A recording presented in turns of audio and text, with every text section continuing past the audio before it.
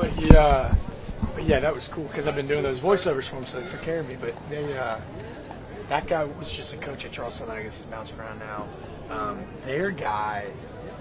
Hey, did your hotspot work? I tried mine. You just got this phone? You just got it? Yeah, you just got it? Do what you need to do. We'll figure it out. I don't know if it's their Wi-Fi or what. Like, I'm clearly on Wi-Fi, and then it blanks me out. You just got it. Yeah, you said you just got it. They gotta fix my. I know they gotta fix my iMessage because I don't get iMessages. Oh yeah, yours are still green. All right, we'll figure it out, man. I appreciate you, though. Remember your hotspot? Yeah, you want me to turn it on? Yeah, I'm curious. I don't get why this isn't working. Maybe it's just the.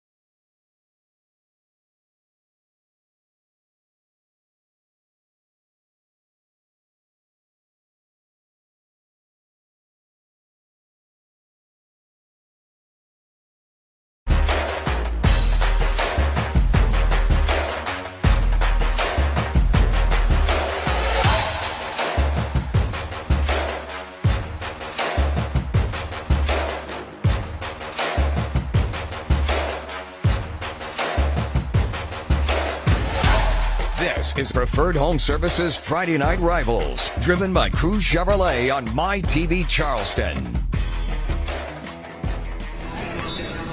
Low Country football fans and all those around, it's Preferred Home Services Friday Night Rivals, driven by Cruz Chevrolet. Jack DeLongchamp alongside my quarterback guru, Des Brown. The host school, West Ashley, the Wildcats taking on the #1 team in the state of South Carolina, the Summerville Green Wave. Des, they're the #1 team in the state for quite a good reason. Absolutely. They've proven it every Friday night. They show up, they get the job done. Athletes across the field, offensively and defensively, they've been getting it done all season. Well, I'm telling you this right now, if you're going to talk about this Green Wave offense, it all starts and finishes with Yannick Smith. Yannick might be the most electrifying athlete that we've seen in the Low Country in close to a decade. The ECU commit, Des, what are you excited to see out of Smith tonight? Not only a great athlete on the basketball court, but he excels on the football field as well. Exceptional athlete, tall, fast, power. He has it all. I'm really excited to see him show out tonight.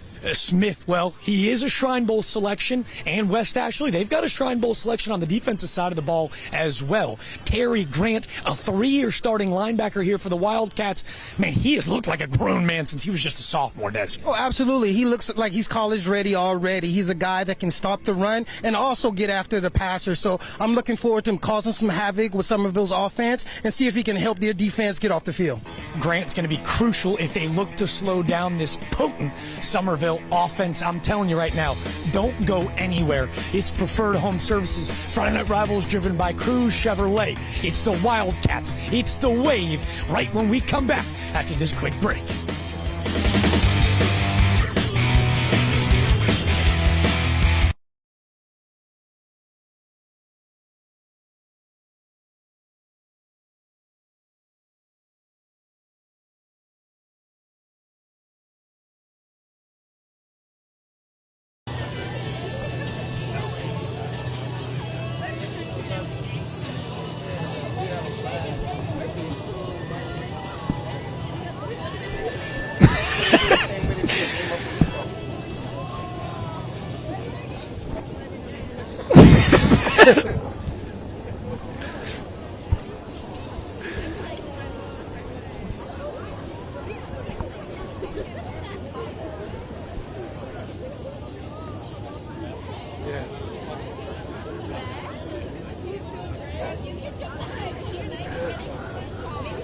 Here's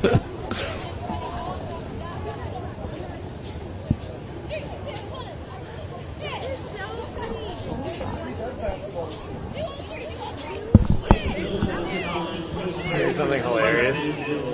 So last year was really my first time. I mean, this is my first year in this business, right? So I do like 2 or 3 football games doing analyst stuff.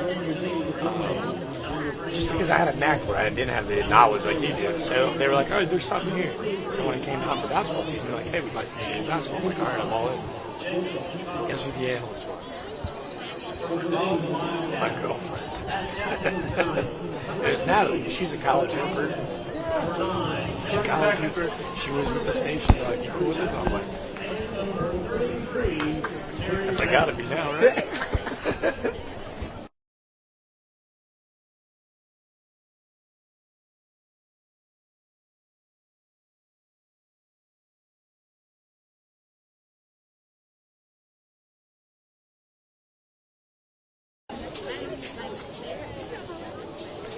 Tonight's national anthem was sponsored by the South Carolina Veterans, helping veterans and their families thrive. Des, let's go ahead and dive right into it. Tonight's starting lineups, tonight's keys to the game, Cruise Chevrolet on Rivers, just north of Northwoods Mall. You've got a friend at Cruise Chevy. Des, West Ashley, the homeschool, they've got their hands full tonight with the #1 team in the state. What do they need to do in order to get the job done? The first thing they need to do is try to stop the run. Not only the run, just the offense in general that Summerville brings to the table. They have weapons all across the board. It's trying to get some pressure on that quarterback and slow down that offense as much as they can. I was going to say, Coach Kiefer, he mentioned playing with no fear, understanding who the opponent was, understanding that opponent is quite the big dog in the state of South Carolina. What does Summerville need to do to stay on track to keep their reign of dominance rolling? Well, we had some weather today, and the field is a little wet. It's just making sure that they secure the ball, limit the turnovers, get the ball to the playmakers, no different than they've been doing all year, and that should be the recipe for success. Coach Ian Rafferty with Summerville, he mentioned that this is a team that loves to run the football. You can take away that piece of the puzzle, they're going to feel really good on their march to hopefully their first state championship since 1998. So we await kickoff. This is a Friday Night Rivals first, Des. We're going to get to see the home school, West Ashley, on senior night, take the field. Run me through the emotions, Des. You can see there's a whole lot of passion, emotion. Your last time playing at home. Can you kind of talk to me about the emotions of these young student athletes as they take the field? Yeah, as you said that, I just got that adrenaline rush just go through my body. It's your senior night. You're playing undefeated, #1 ranked team, Summerville, #1 ranked team in the state. It's an opportunity to spoil the season. And, you just got to go out there and do the best that you can do, play for 4 quarters and see what happens. Des, you are our quarterback guru. You're also an underdog in the sorts that exceeded expectations on every level. My question for you, if West Ashley wants to do the unthinkable and upset the #1 team in the state, give them that Lee Corso not so fast, what are they going to have to do to take down what's been such a successful run for head coach Ian Rafferty? Well, it's not going to be an easy task because the quarterback play from Summerville, he has the ability to get the ball to all of these playmakers. So if there's anything they can do is kind of disrupt that rhythm and just make plays and limit turnovers. As you take a look at what head coach Ian Rafferty has done in just his 4th season with the Green Wave, an 11-3 record just a season ago. Both losses coming to in-region foe, the Fort Dorchester Patriots, one of the playoffs in the lower state round, and one of the final game of the season to lose the region. Coach Rafferty made sure to make very clear, hey, this is a team that hasn't won a region championship in close to 6 years, since 2018. They look like men on a mission. Nothing has phased them to this point. Yeah, but when you're on that mission and you're trying to get to that state championship and win, you have to take it one game at a time. And then nothing more important than taking care of your business tonight and beating West Ashley to continue this great season that you have so far. Well, as foot meets leather from number 26, Jacob Adams, we are underway and a huge return already. Carson Ginn takes the rugby-style kick all the way out to midfield, and that's where this potent Summerville offense will take over. As we introduce you, our starting lineups tonight brought to you by Preferred Home Services. Go Preferred, the company highly referred. We told you about the superstar Yannick Smith, but Des, you are a quarterback guy. Jaden Cummings has been next level so far this season. Yeah, just watching Cummings over the course of this season, I think he's the most polished quarterback that we have in the Low Country. Just his ability to read defenses and make the right plays and get the playmakers the ball. Well, I want to talk about a playmaker. Look no further. Trey Green, the senior running back, 5'10", 235. Are you kidding me? Runs like a gazelle, yet the young bowling ball with a huge 22-yard gain. And this is something he's been doing all season, averaging close to 5 yards a carry. As we take a look at the defense from West Ashley, Summerville wasting no time. They go to a no-huddle offense, and they find their man, Yannick Smith, an absolute menace to society. Let's take a look at the defense as they try to slow things down. Terry Grant, the Shrine Bowl selection linebacker. But don't forget to look up front. Andrew Jackson, the D-end, he's an absolute stud up front for the Wildcats. And we're going to certainly need a big game from Grant and see if he can just get some pressure on the quarterback and kind of disrupt that Summerville offense. We're trying to catch our breath up here, and Summerville has wasted no time. 3 plays is all it takes for our first Trident Technical College touchdown. Your future, your college. It started with Trey Green. It finishes with Trey Green.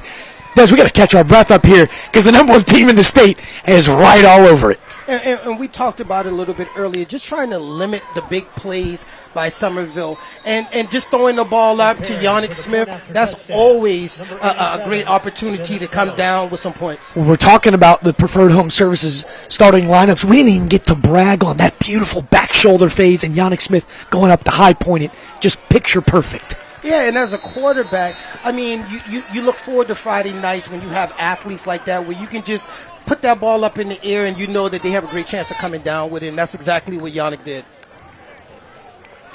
Well, Bennett Kelly, ball meets foot and extends the lead to 7-0. We're just getting going, folks. We're going to take our first break of the night. It's Preferred Home Services. Friday Night Rivals driven by Cruz Chevrolet. The Wave get out to a dominant 7-0 start.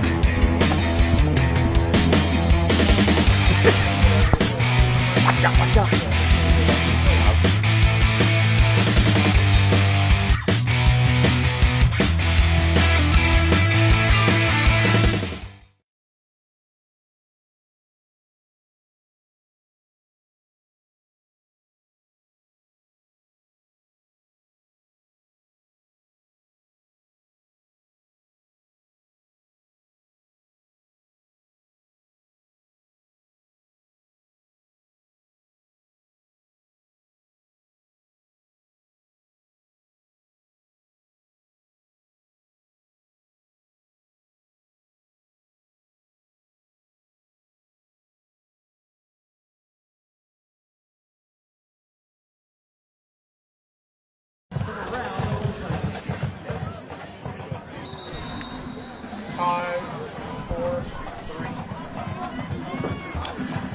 As we welcome you back into West Ashley High School, the home of the Wildcats.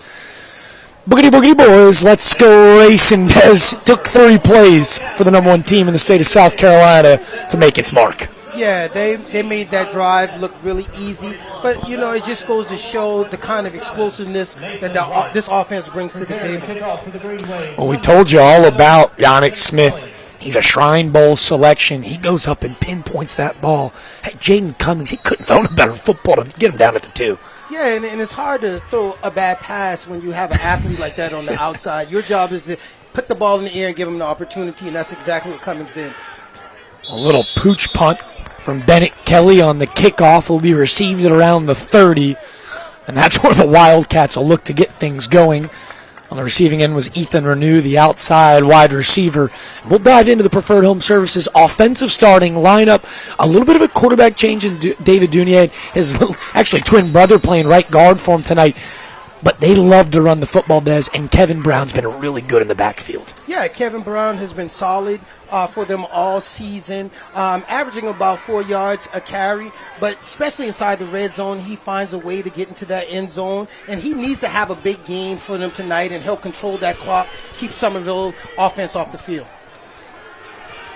As they get things rolling, it is to the ground. And look, just a flurry of green helmets on the football right away.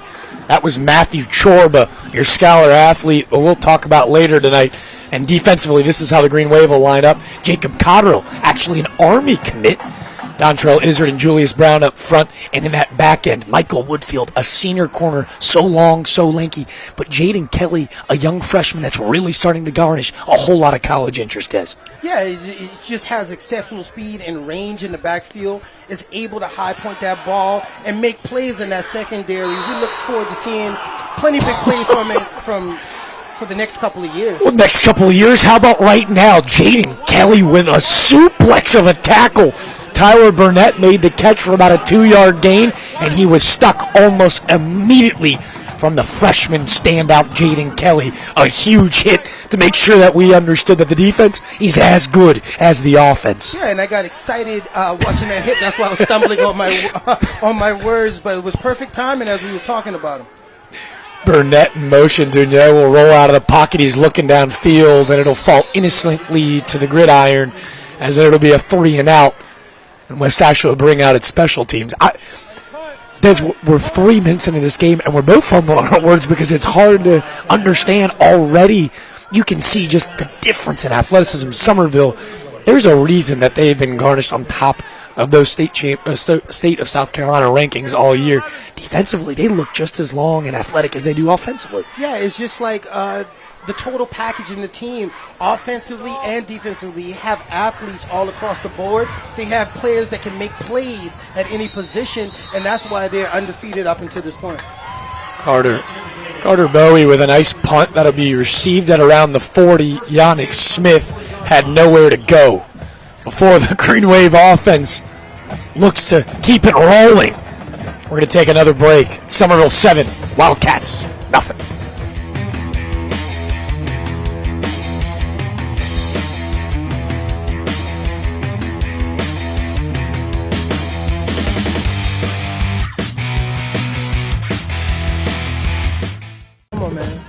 Come on, man. You got your program? Go ahead and do it right. Come out on the screen.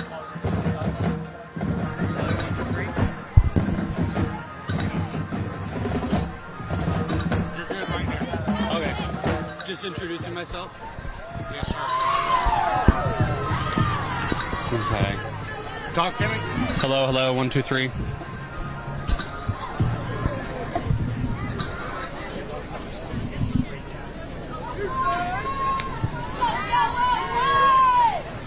West Ashley Athletics and Wildcat Football would like to thank our anchor sponsors, Zach Jones State Farm, Red Bull Real Estate, Anchor Heated and Air, and Southside 17. A special thank you to Anchor Heated and Air tonight. It's Preferred Home Services Friday Night Rivals, driven by Cruz Chevrolet. It's been a rainy afternoon here in the Low Country. What better man to introduce you to than our third member of the team, Chris Nessman, on the sidelines for us tonight. Chris, a meteorologist by day, broadcasting football by night. How's the conditions down there? Well, I'll tell you what, it's like the lightest drizzle you could possibly have. Like, my cup's a little damp on top, but like I'm not sure if I should have the rain jacket or not, because I take it off, I feel fine, but then it's like you slowly get rained on. I don't know. It's kind of obnoxious, but, you know, we'll go with it. But a lot of folks still enjoying the game. And I'll tell you, Trooper Bob, again, he asked if I could fill in, and I was, like, glad to. So we're going to have a fun time. Well, Trooper Bob is our guy that usually roams the sideline. We're absolutely delighted to have Chris with us tonight. The perfect evening for him to join us. Des, before we could even catch our breath yet again as we say hello to Chris for the first time tonight, Caden Cummings is taking another shot down the sideline for Yannick Smith. Yeah, and I think that's something that we'll probably see all night if they continue to defend Yannick Smith one-on-one. If I'm the quarterback, Cummings, and if I see him in single coverage one-on-one, he's certainly getting the ball. We've praised Trey Green. We've praised Yannick Smith as we see Cummings out of the shotgun spot, lone backfield. Green out in motion. He's going to dump off to Smith, and a nice tackle on the outside. That was Matthew Chorba. Saw him on both sides of the line of scrimmage. That's a big hit. rattle up Smith for about a 1 yard loss. But Des, we talked about how really explosive this offense has been, all thanks to the transfer quarterback from Hanahan High School, Jaden Cummings. Efficient would be an understatement. Yeah, the word I like to use is polish. Polish, great footwork, great mechanics, gets the ball out of his hands quickly, and the ability to read defenses has made him one of the elite quarterbacks in the Lowcountry. No stranger to a 3rd and long. They've got to be really comfortable with Cummings in the backfield. It looks like Coach Ian Rafferty's going to use his first time out of the night. And Des, I joke, I mean, such an illustrious quarterback career on your end. When you watch Jaden Cummings, polished, obviously the word that you use to describe him, 70% passer completage. He's throwing for 228 a game, but 15 touchdowns and 1 interception. I mean, how is not every college in the country coming to look for this guy? And it's only a matter of time because the skill set is there, the ability to win. He's proven that he's a winning quarterback, and just his ability at the high school level to read defenses and spread the ball around to all of his playmakers. Well, Des, we're going to talk a lot more about Cummings, but Coach Rafferty, he spoke with us before the game, Des, and my question to you, how has he been able to kind of step into this role with, obviously, Coach McKissick, the most winningest coach in the history of high school sports, Coach Call coming in after doing a great job, and obviously Coach Rafferty, in just his 4th season, is building a dynasty. Absolutely. As we know, Summerville has a long history of winning, and he's just picking up where everyone else has left off. But right now, he actually has this team in position to make a title run, and he should be rewarded for that. 3rd and long with 9:05 in the first quarter. Cummings from shotgun will step up, deliver downfield. He was looking for Sheldon Glenn on the outside. Glenn, a senior, 6'2", 185, and he is a speedster. And on the outside in coverage was number 3, Langston Bailey, a senior on senior night. Looks like he's going to be flagged with a defensive pass interference. Yeah, and I actually think that was a great play by the cornerback because he was beat for a touchdown.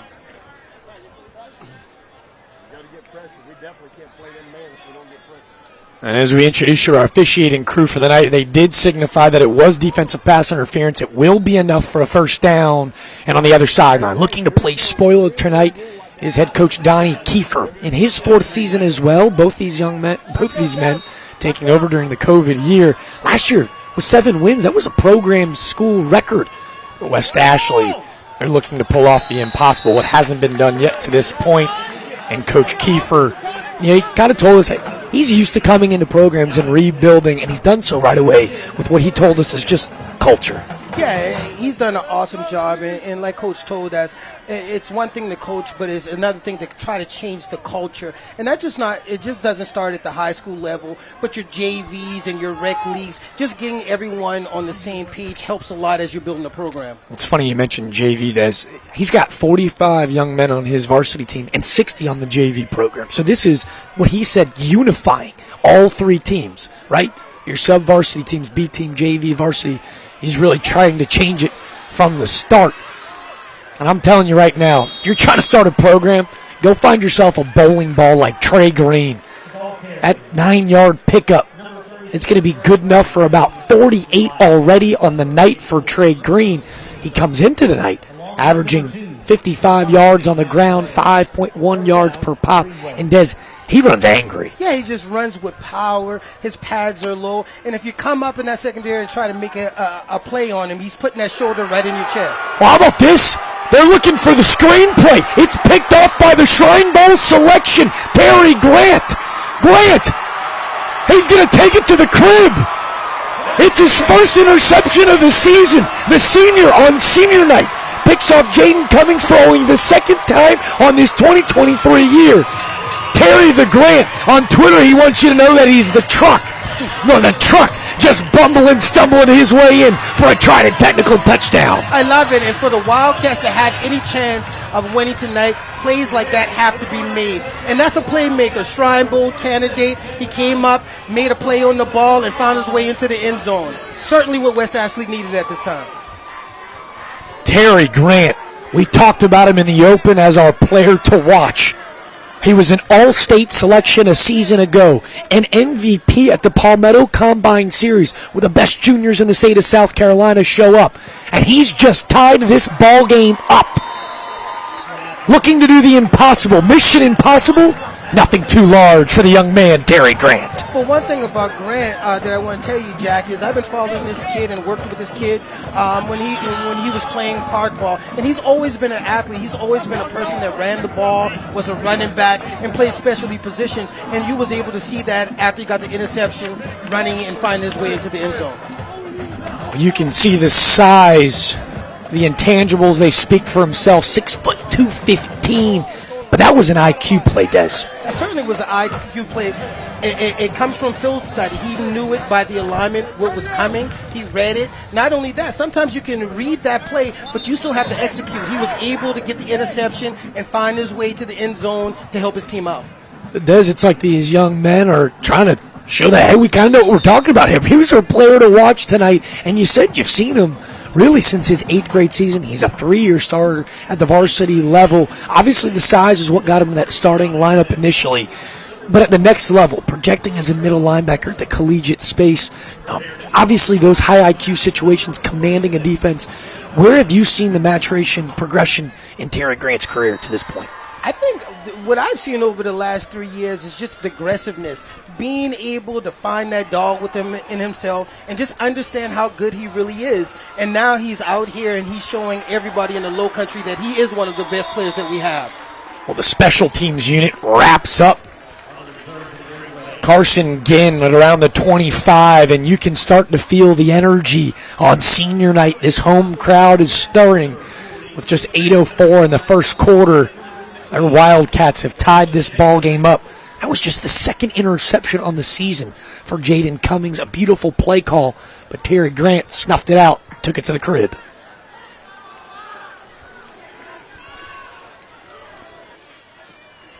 Well, Cummings will come back out in a pistol set. He'll hand to Trey Green, and Trey Green's going to run behind his big guard, Jadario Lott, for about a gain of 2. As Des, we take another look at this pick six. You can see he's looking the other way. Pettiford never releases, and Grant, look at his speed after contact. Not only that, I don't think that the running back knew the ball was coming because he never looked back for that pass. So it was an easy interception for Grant. But I'm just more impressed with his ability to get into the end zone after making that catch. I was going to say, Ed Reed-esque. It's not enough to just make the pick. You got to take it to the house. No, I got to find my way into the end zone. He's showcasing the hand, saying, hey, maybe I can play on both sides of the rock at the next level. Is Jaden Cummings playing with the snout count. It looks like he's going to draw a Wildcat defender off sides.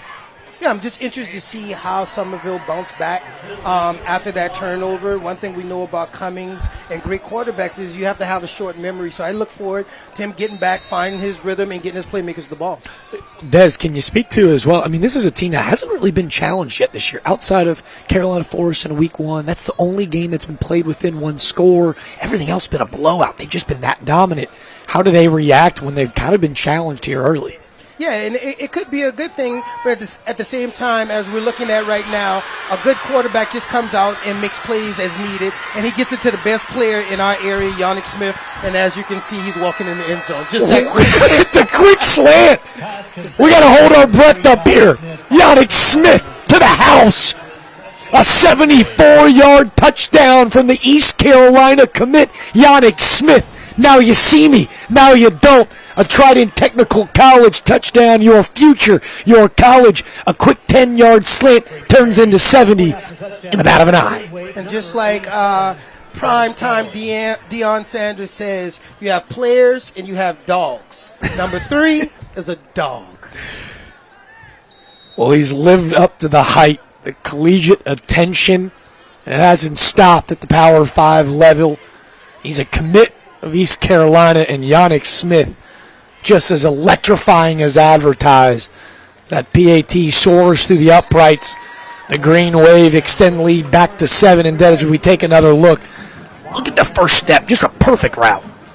before we talk about the route, let's talk about the pass. When you're throwing that skinny post route, it's crucial that you put that ball in front of him so that wide receiver can catch the ball in stride and continue to run and make plays in the open field. So we want to give credit on a great pass by Cummings, and then Yannick Smith handles the rest. Jaden Cummings, that's his 16th passing touchdown of the season, and Yannick Smith, well, that's his 10th touchdown on the season, his 8th receiving. He came into the night averaging 133 yards per game. As we're 6 minutes into the ball game, he's already reached that number. Already. And like I said, if West Ashley's defensive plans is to play him one-on-one, I look forward to seeing much more of that tonight. I was going to say, shades of A.J. Green in the building, the former Cincinnati Bengal, the Georgia Bulldog. Well, he donned the green and yellow. Yannick Smith kind of brings that attitude, that mantra of supreme athleticism. But we got to talk to the coaching staff before the game. Good players are good.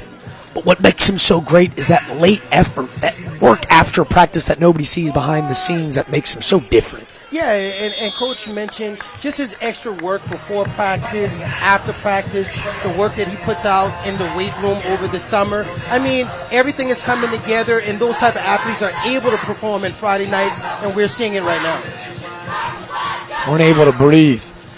If you missed this, it was a 72-yard skinny post. It was supposed to go for 10. Well, it went to the house, courtesy of Yannick Smith. His first touchdown of the night. Summerville back up on top. And as the West Ashley retakes the field offensively, obviously you know they're facing a tall task and a really veteran group in Summerville looking to control it on the ground, stay within the game plan. Yeah, I'm looking forward to West Ashley coming out and trying to establish this run.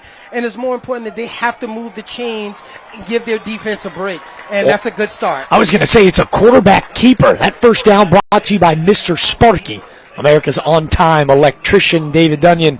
The junior quarterback wisely keeps. And he picks up the first down with his legs with about a 14-yard gain. And that's a big play, and that softens that defense up a little bit. And they need positive yards on the ground to keep these chains moving. And like I said, most importantly, give their defense an opportunity to catch their breath. He's joined in the backfield by the senior running back Kevin Brown, the leading rusher for the Wildcats in the last 2 seasons. They stick with the quarterback again.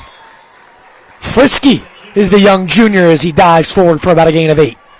And we just talked about it. Just his ability to make a plays in that option game, get upfield, get positive yards for the offense, that's going to be needed all night long to help this defense out, keep them off the field, and hopefully put up some points for West Ashley. And Des, I got to ask you this too. These are 2 offenses that clearly work off a completely different game plan. West Ashley wants to slow things down, control the tempo and pace and time of possession. Summerville's trying to score in 3 or less plays, it seems. Right. And I feel like when you're playing a team like Summerville, they're going to score the ball. So you have to find ways to get in the end zone as well as running some time off that clock. Michael Woodfield comes up from the second level, the corner, the senior, also a Shrine Bowl invite. Woodfield, 6'2", 180 pounds, makes a tackle. But it looks like this play's coming back. Offense, 10 yards from the previous spot. 7. I don't know if I saw a hold on the right side of the line of scrimmage, but the Green Wave obviously ecstatic as Brown was able to pick up the first down, but unable to do so, it seems, without the hold. Trying to get a number for you guys at home, but it looks like a hold on that right tackle. Not sure if it was Hampton O'Donnell, but it is coming back. And West Ashley came out this possession, was doing a great job running the ball and getting those chains moving. And a flag like that really hurts the momentum of a positive drive. Now facing 2nd and 12 from their own 43. They stick with the quarterback keeper. Dunyan bounces it to the outside, but not before he's met by a flurry of Green Wave. That tackle made on the outside. That was Omarion Tucker, the senior outside linebacker. Yeah, and that was a great tackle by Tucker, but as you see, there were 7, 8 other hats around the ball, and it's just that pursuit, finding that ball carrier, and those Green Wave defenders flying around the field. 3rd and 12 from the Wildcats. You see Summerville defensively, they'll line up in a 3-4. They'll go to a 4-3. They'll put 6, 7 guys in the box. especially with West Ashley threatening to beat them on the ground. Tucker lining up next to Jacob Cotterill, the West Point commit. West Ashley looking to make a shot downfield. He finds his man. It was Ethan Renew, the sophomore, making the biggest play of his season. They air it out. Dunyan to Renew. A Trident Technical College touchdown. 3rd and 12, never a doubt. And West Ashley has come out and just said, hey, we're here too. We're going to make plays, and we're going to find a way to compete tonight. And they got guys out there doing their best and making plays. That's a great throw and an even better catch going over that defender. Ball's bobbling. You still find a way to get it in your hands and get into the end zone. What a great play. The cornerback, Ryan White, was in great coverage. Ethan Renew says no gloves, no problem.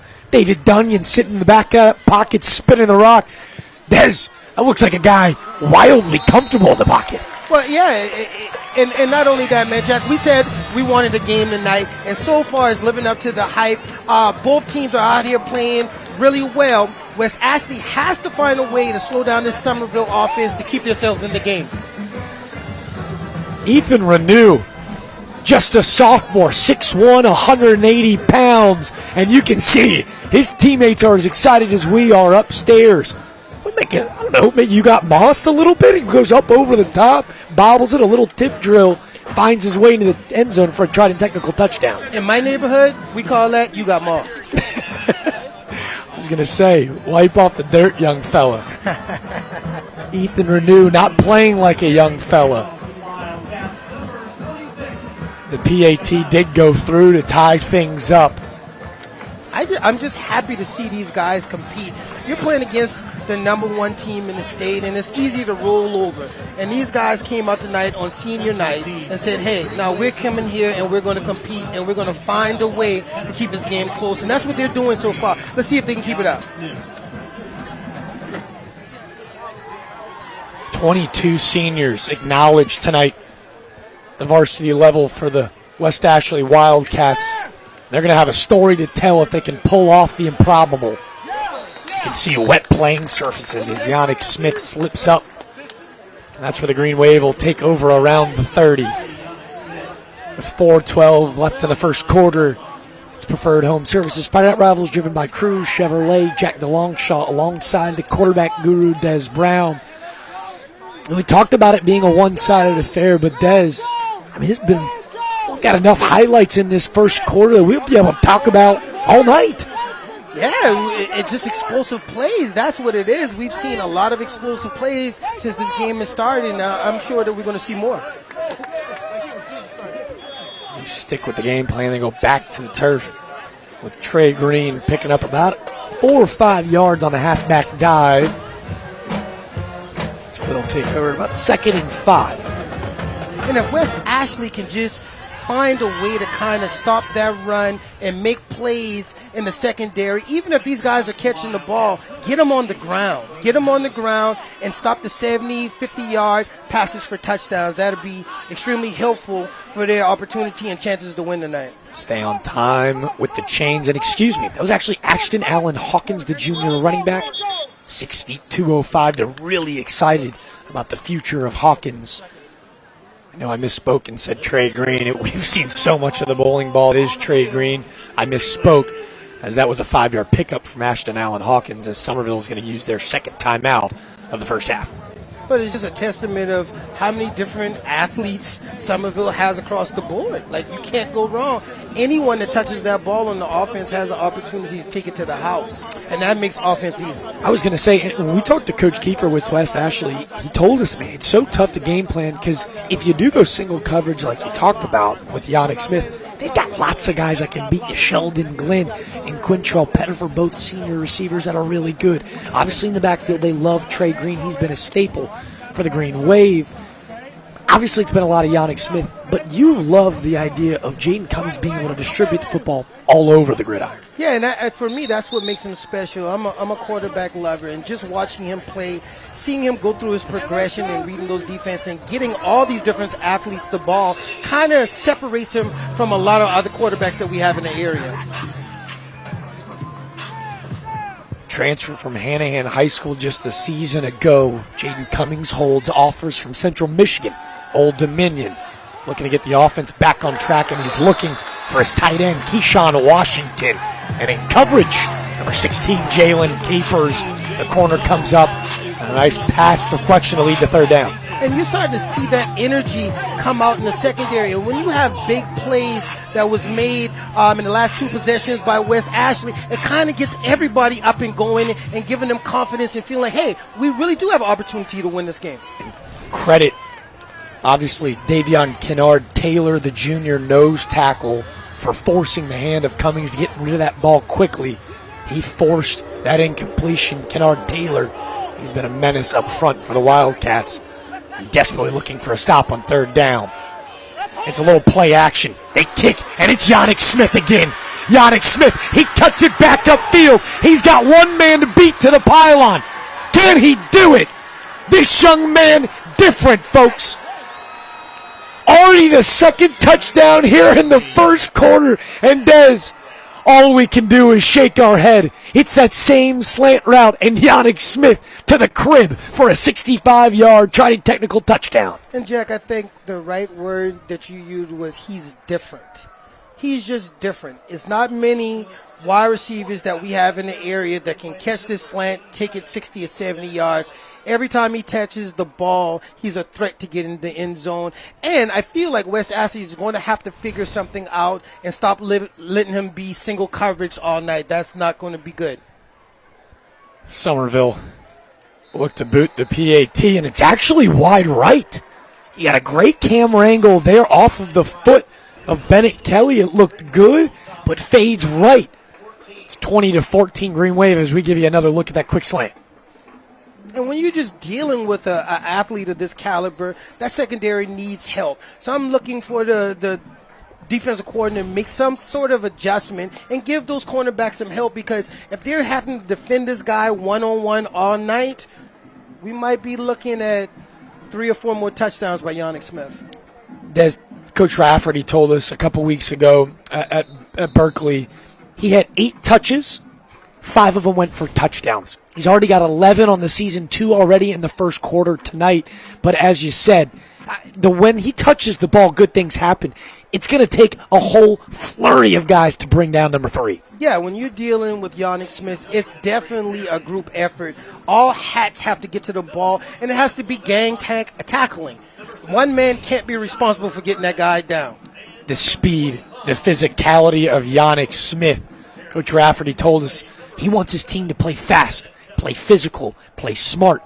Yannick Smith, he fits the bill on all 3 pillars.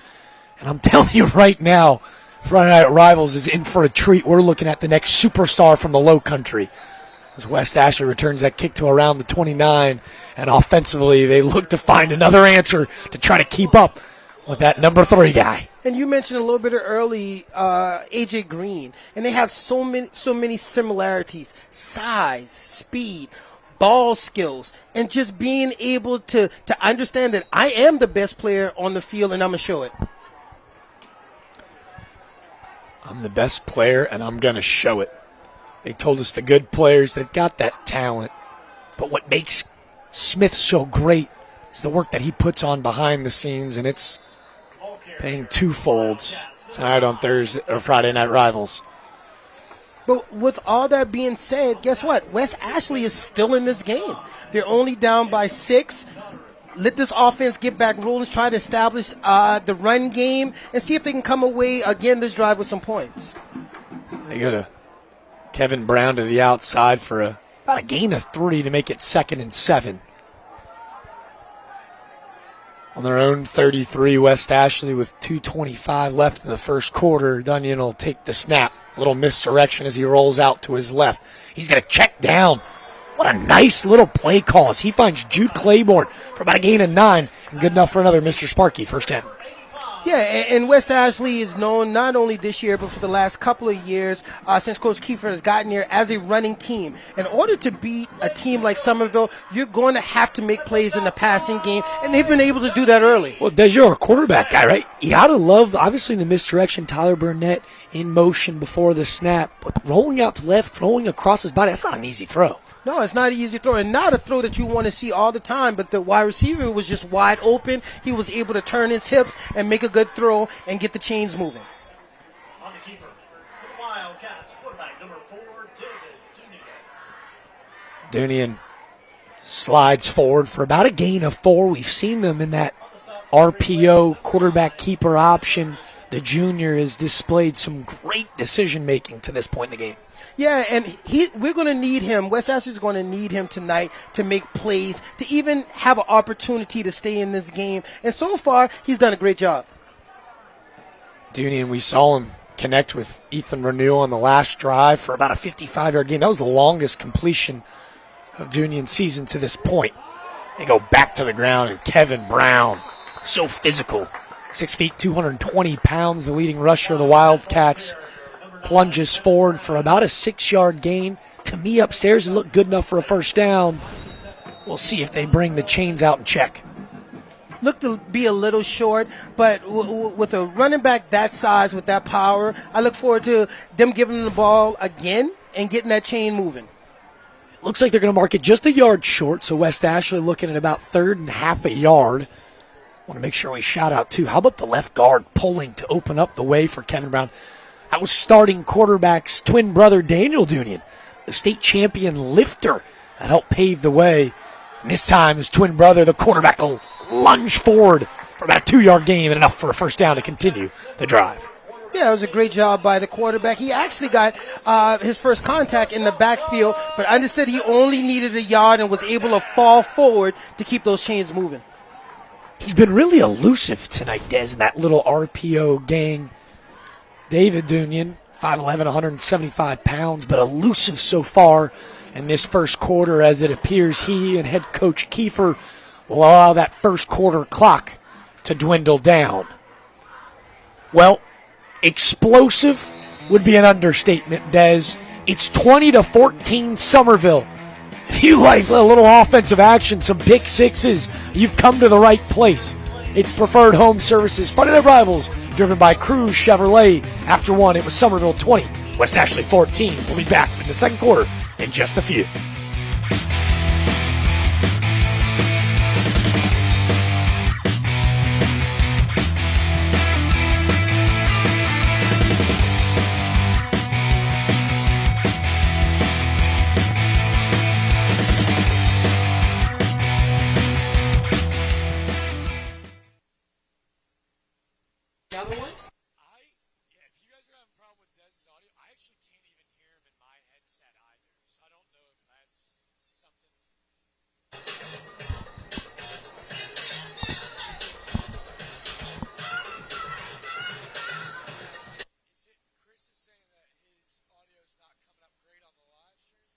That's what they were saying over the headset, that it sounded like you were distance. There wasn't a break anywhere in there to talk to you. Yeah. So now, this is our first break, and they're saying like, I have it right here. Yeah, I know. I was looking at it. I'm like, oh, God, I'm going to take a picture and send it to him. Like, it's as close as it's going to get. Right. So now he's saying he can hear you fine. Right. Say that again?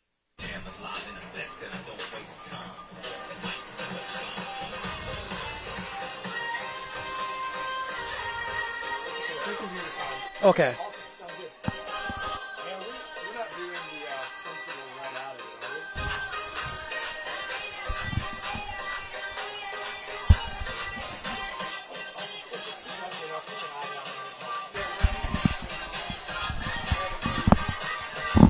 I felt like that was the best first quarter. That's the best quarter. I personally, I think that's the best we played. Yeah. Getting better every time, homeboy. Every time. Goalers? Yeah. Let's go. Turn it up. We got a ball game. What we do? What we do? 30 seconds, guys. All right.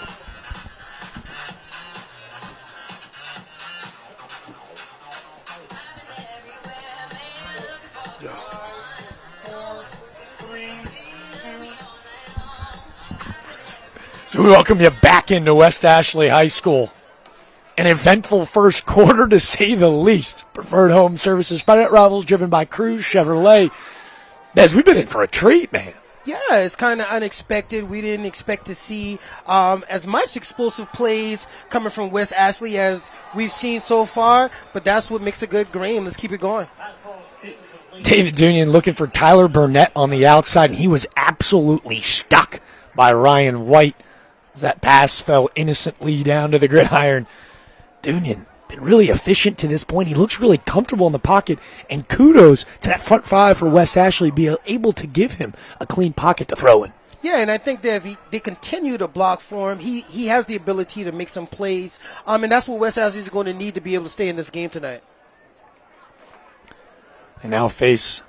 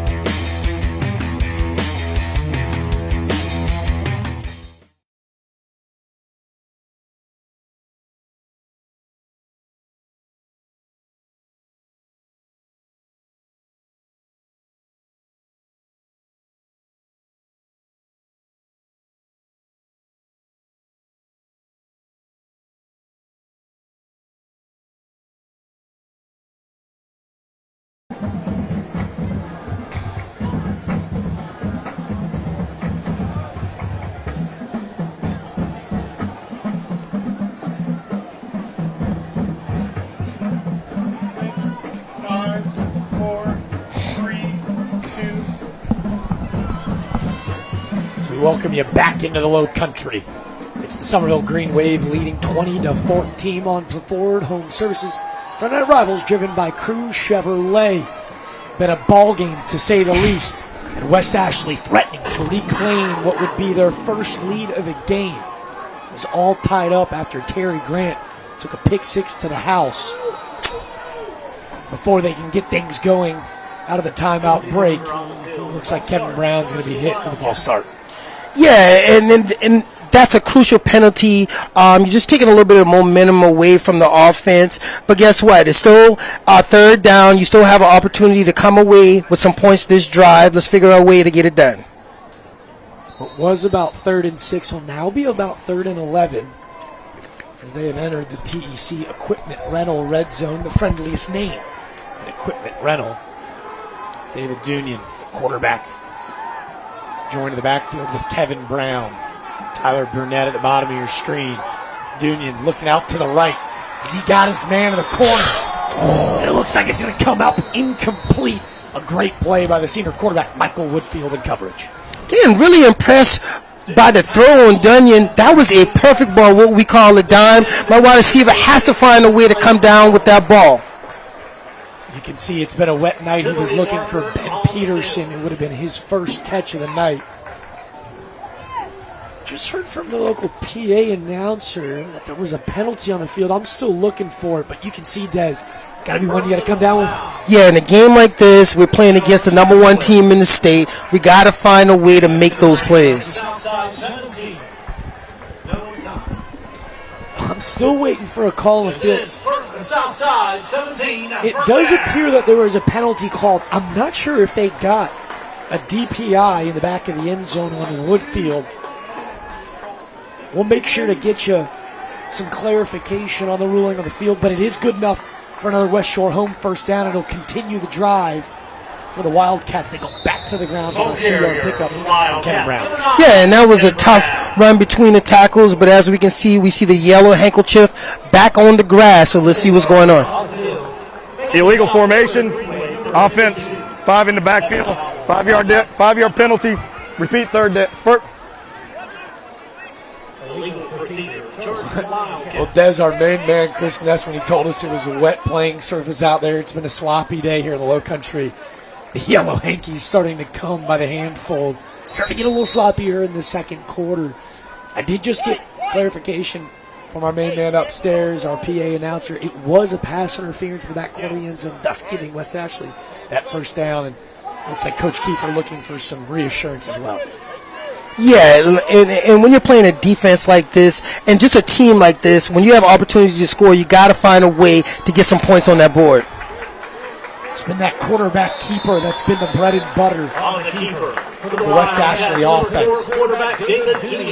Got a pickup of 5 or 6, and it will be 2nd and goal. And I'm just really impressed with Dunion's ability to run the ball between those tackles and just get those positive, hard, tough yards for his offense. He's laying it on the line tonight, and that's going to pay some dividends as this game goes on. Oh, Des, he's not the biggest quarterback we've seen this year, but has an innate ability to continue to fall forward. Yeah, and that just, I think it's more about his will to help his offense find a way to win this game.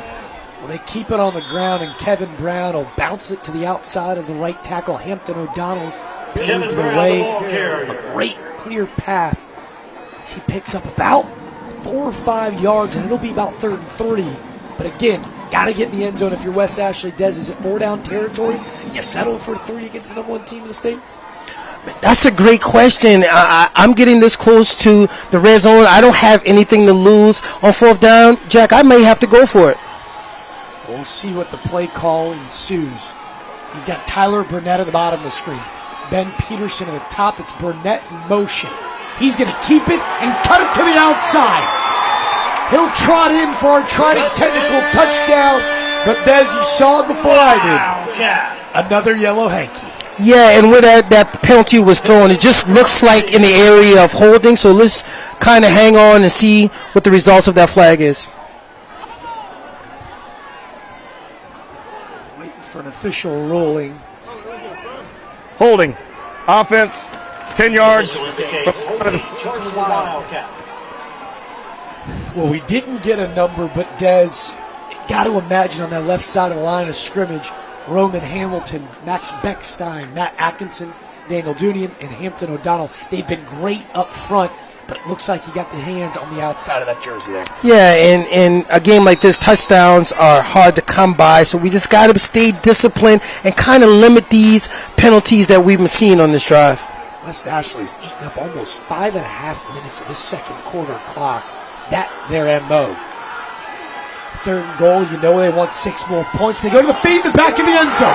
He's got his man.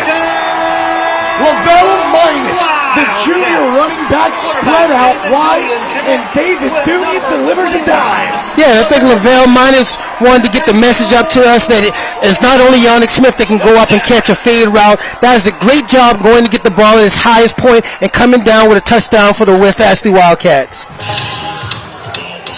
A perfectly delivered ball to the outside. Lavelle Minus, 6'1", about 205 pounds. He uses that physicality on the outside to tie this ball game up. We await the kick off the foot of junior kicker Jacob Adams. Can he give the Wildcats their first lead of the night? And he will. A technical college touchdown. Dunian to Minus. And we'll have him take us to break. Something's brewing in the low country as West Ashley leads for the first time tonight, 21-20. Over the number 1 team in the state of South Carolina.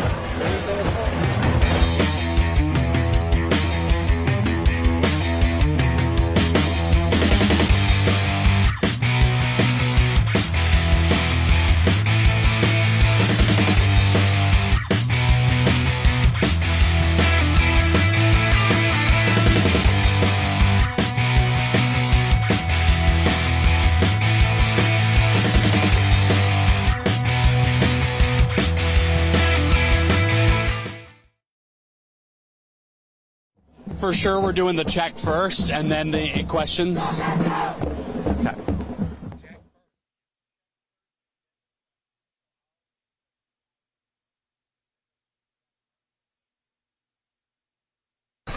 Ladies and gentlemen, we do have a cell phone that has been turned in at the press box. If you are missing your cell phone, please come up to the press box, describe what it looks like, and retrieve it. Nope, you're good. You answered my question. So thank you. 7, 6, 5, 4, 3. So we welcome you back into West Ashley High School with Preferred Home Services. Friday Night Rivals, driven by Cruz Chevrolet. We also want to shout out Preferred Home Services because each and every week they and News 4 are proud to present each participating homeschool a check for $500. This grant provides each school with extra funding to help make their school that much more great. Over the past 13 seasons, Friday Night Rivals and all sponsors have donated over $140,000 to low-country students and schools. Congratulations to West Ashley High School from Preferred Home Services and News 4. We kick it down to Chris Nessman for our check presentation. Scott, I'm here with Principal Comeback here from West Ashley, and sir, we want to officially present you with our $500 grant from Preferred Home Services. Thank you for what you do, and I guess just, quick question. What are some of the things you guys think you might try to do with the $500? I don't know. I just want to thank you. This is going to be a great contribution to any classroom. Just really appreciate all your support, and we'll put it right in the classroom and right in the kids' hands. All right. Hey, we'll talk to you a little bit more just a little bit later, but hey, not bad, folks. Not bad. Thank you. A little bit of a fumbled kick as the special teams unit breaks down. It's Quintrell Pettiford. Pettiford finds a hole, cuts up the sideline. A return of about 65 as Quintrell Pettiford, the senior, his teammates, they call him Pickle. Well, Pickle just made arguably one of the bigger plays of the night in order to get the Green Wave back in plus territory. Yeah, and Coach Rafferty told us at the beginning of this game, just look forward to Pickle making some plays, and that's exactly what he did just now, getting that kickoff, getting upfield, and making a play for his team. Pettiford, the senior, at 6 foot, 185 pounds. You can see the speed on display as now the Green Wave will start their second drive, the second quarter, but with fantastic field position. Before they really get going, we want to go back down to the sidelines, but we have our Thumbs Up Guys Educator Spotlight. The Thumbs Up Guys, your personal injury attorneys at Miller, Dawson, Siegel, Ward, winning cases and winning your trust. We thank Thumbs Up Guys every week. We're waiting to see if we can go back down to Princeton, come back. It doesn't appear as he will. I think Desi's too locked in because his Wildcat defense has looked great to this point. Yeah, and I was just thinking about that too, Jack. The Wildcats defense has been playing exceptionally well tonight outside of those big plays by Yannick Smith. If they can just limit those big plays and continue to get these guys on the ground, they'll have a chance to come out with a win tonight. So we want to say thank you to the Thumbs Up Guys yet again. Looks like Chris and Prince will come back. Might be ready to say hello yet again. You guys ready down there, boys?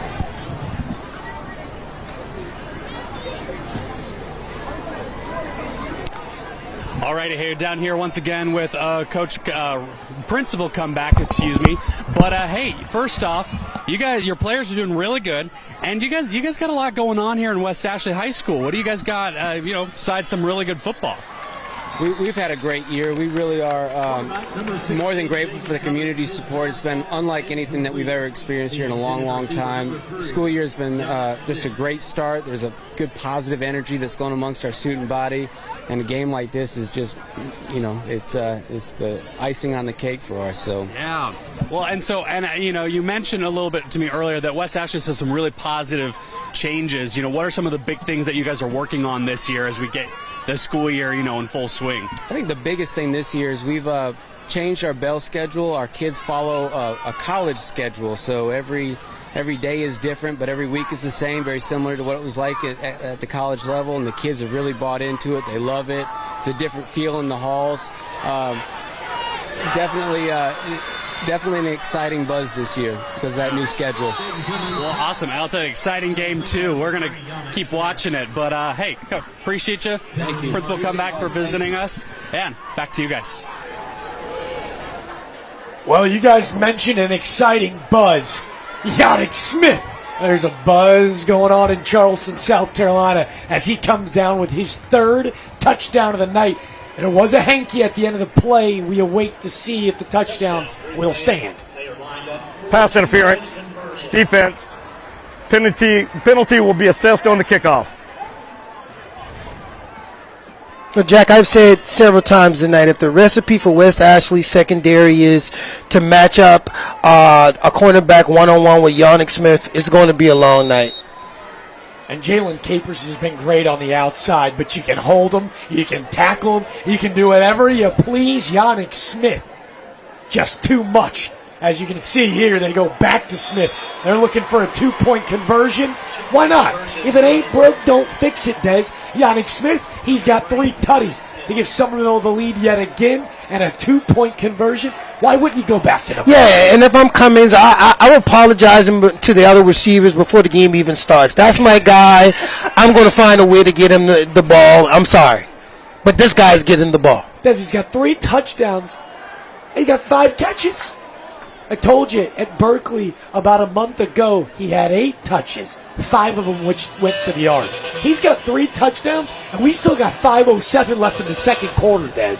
Yeah, so when I used to watch Yannick Smith playing when he was a younger kid for the Ackaby Raiders, he was a running back. They ran a pistol formation. They literally just snapped him the ball every down, and he just ran. And he was a freak athlete then, and nothing has changed up until now. Des, he's the complete package. We've seen him on those 2 skinny posts, the speed, breakaway speed. He's got the catapult technology on the clock running upwards of 20 miles per hour. Breakaway, next level speed. And then just bully ball in the back ends, and corner's too small to guard him. We've seen him in the backfield. We've seen him in the slot. We've seen him out wide. Yannick Smith, I'm telling you, you told me maybe the best we've seen in close to a decade here in Charleston. Yeah, literally, he has everything. He has all the tools, the size, the speed, the hands. I'm really impressed with his ability to go up and catch the ball at his highest point. But if you ever see him play basketball, you understand where the athleticism comes from. He's a high riser. He has no problem dunking on you, and he's doing the same thing on these fade routes tonight. He's dunking on these defenders. Well, if you were curious if West Ashley had maybe caught Summerville sleeping, think again. They held the lead for roughly 48 seconds before Summerville stormed downfield thanks to the big return from Quintrell Pettiford and was sealed off by the fade in the back of the end zone by bully ball Yannick Smith. And West Ashley will look to respond for the second time tonight.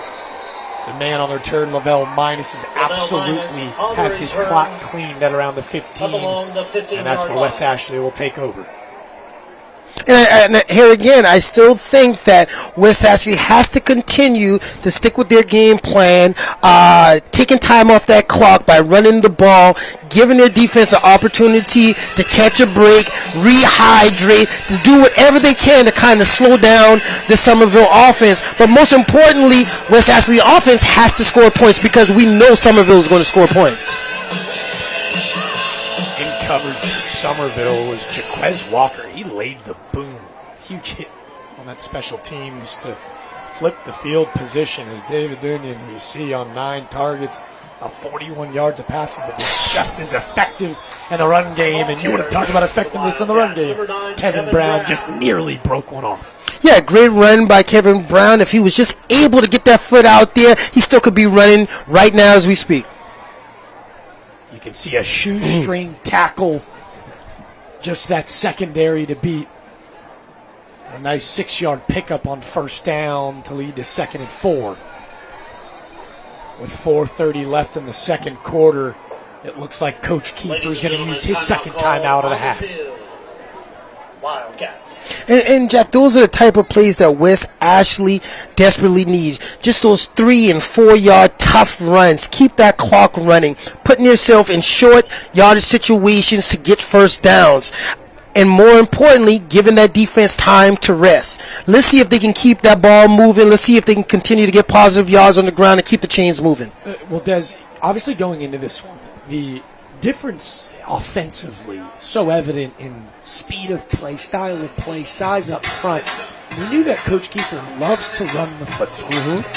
They haven't evaded their play calling scheme despite the score down 7 as this game progresses. You continue to see them, hey, let's try to air it out or stick to what's got them here. Well, I think they're doing a great job of just mixing the offense up. They understood coming into this game that Summerville is going to put up points tonight. So in order for us to match them scoring, we can't just run the ball. And they've been really effective throwing the ball in this first half.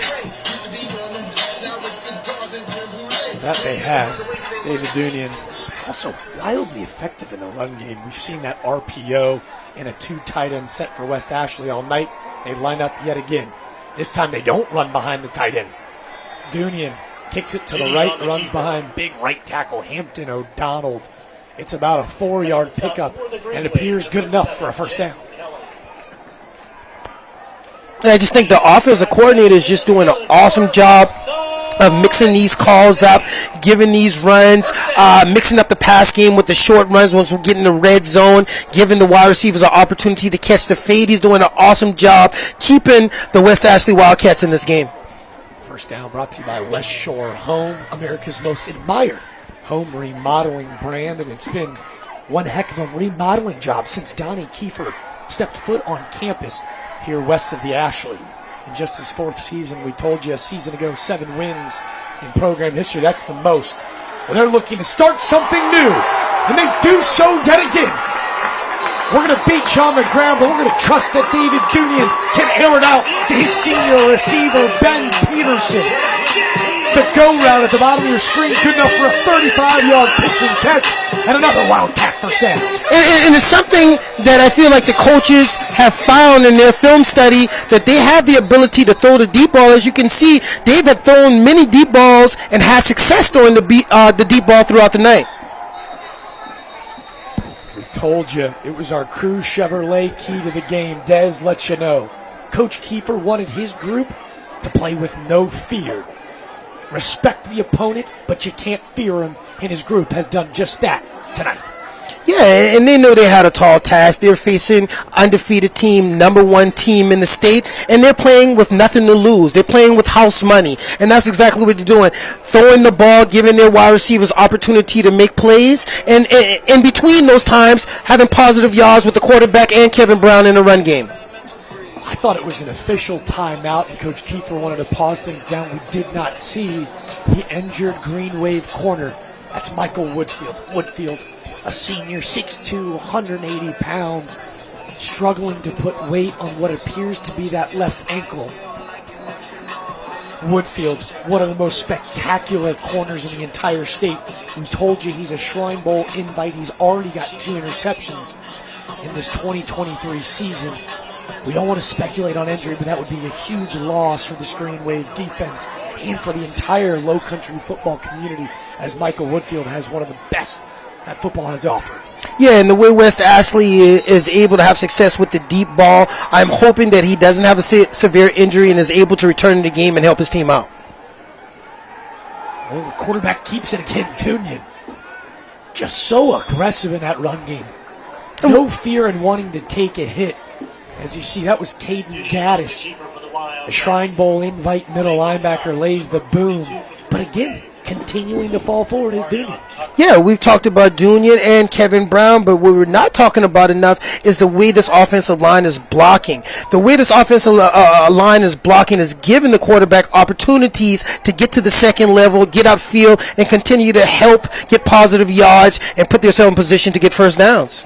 Des, do you credit that offensive line play to endurance, conditioning, or they've just been really creative up front? As you see, another clean pocket.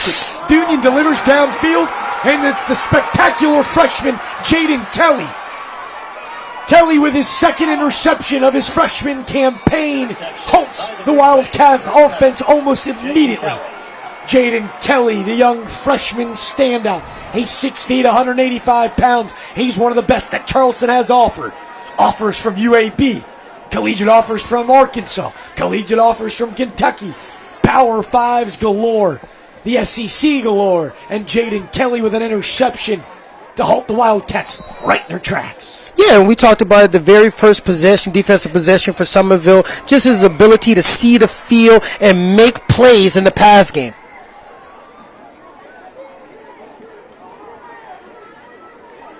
The Wildcats have been flawless offensively to that point. That their first turnover, their first miscue, and Cummings taking no time. He's looking for his man Yannick Smith. It'll run him out of bounds. With 2:17 to go in the second quarter, Summerville up 7. To no surprise, are they trying to take a shot? No, and that shot's going to be there all night until they get some safety help over the top on Yannick Smith. At this point in the game, this kid has already gotten 3 touchdowns. Someone else has to beat me. I'm not going to continue to allow him to have one-on-one coverage so they can throw the deep ball for the rest of the night. Well, Cummings, who's coming in with a 70% passing completion percentage. It's like to see him maybe take a shot towards the middle part of the field, and he does so again. It's a quick slant to Yannick Smith. He's got a safety to beat. He's eyeing down his 4th touchdown of the night. Ladies and gentlemen, a star before our eyes. Yannick Smith in 2 quarters of play. Yep, go ahead and show him, folks. That's his 4th Trident Technical College touchdown. And Des, we got goosebumps upstairs. Yeah, that is, I'm speechless. I'm speechless. Not only, I expect this out of Yannick Smith, but if you continue to give him one-on-one, this is going to be the results. And at some point, I feel like West Ashley has to make that adjustment to give the kids a better chance to put themselves in a better position to defend Yannick Smith, one of the best players we have in the state. Well, the offense is still on the field. They're still looking for 2. They find Smith out in the flats. He's tripped up, and they won't be able to convert. But no matter, the damage still done. Another 70-yard slant. And Smith, he does the rest. A perfect ball from Cummings, and Yannick absolutely breaks another one off. speechless. What else is there to say? I'm trying to find the words, Jack. I'm excited to be able to witness this in action and see this great player do his thing tonight on TV. But I'm also wanting to see the adjustments being made by West Ashley High School, just to give their defense a better chance to kind of slow down a player like that. Definition of insanity, doing the same thing over and over. But sometimes with this weapon and the weapons they have on the outside, we told you that Quintrell Pettiford and Sheldon Glenn are so effective in this Summerville passing game. But right now, Jaden Cummings, he's having a blast with number 3. And when you're Coach Rafferty, as you see, he's taking a peek in. Why wouldn't you just keep giving the ball number 3? Yeah, at this point, I'm willing to put 3 or 4 guys on Yannick Smith. One of these other guys has to beat me. I'm tired to see. I know who can beat me, right? I know who can beat me. It's time to see if some of these other guys can beat me, and that's the adjustment that has to be made going into the second half. A little pooch kick will be received at around the West Ashley 35. That scoreboard down below, it's obviously Summerville 34, West Ashley still at 21. And with 2:05 left in the second quarter, Coach Kiefer, he's got to be really excited about what his offense has been able to display to this point. David Dunion's been really effective. Do you let him air it out and try to go steal some points before the half? Absolutely. I think this is a great time to continue to try to score points. We know that Summerville is going to put on points, so it's not time to play safe. You have 2 minutes on the clock. You practice the 2-minute drill. This is a great opportunity to see if you can find a way to get some more points on the board before the half. You can see it's Lavelle minus Tyler Burnett lined up in the bottom of your screen.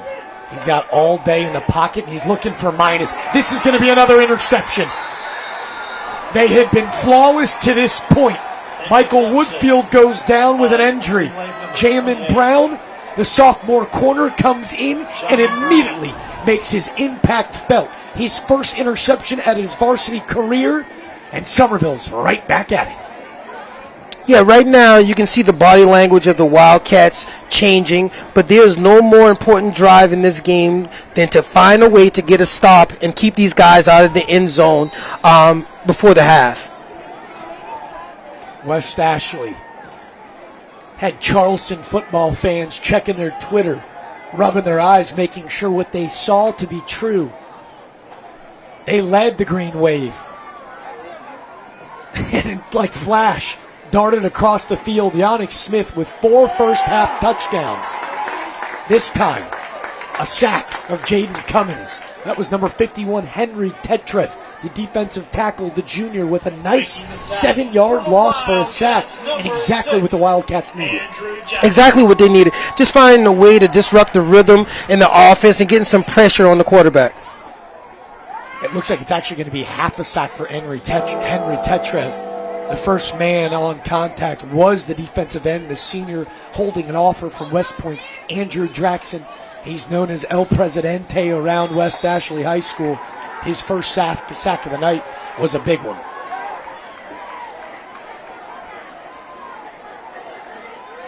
Second and 19, Summerville opts to stay on the ground. We'll continue to let the clock dwindle as there's just under a minute to go in the second quarter. No safety help right now.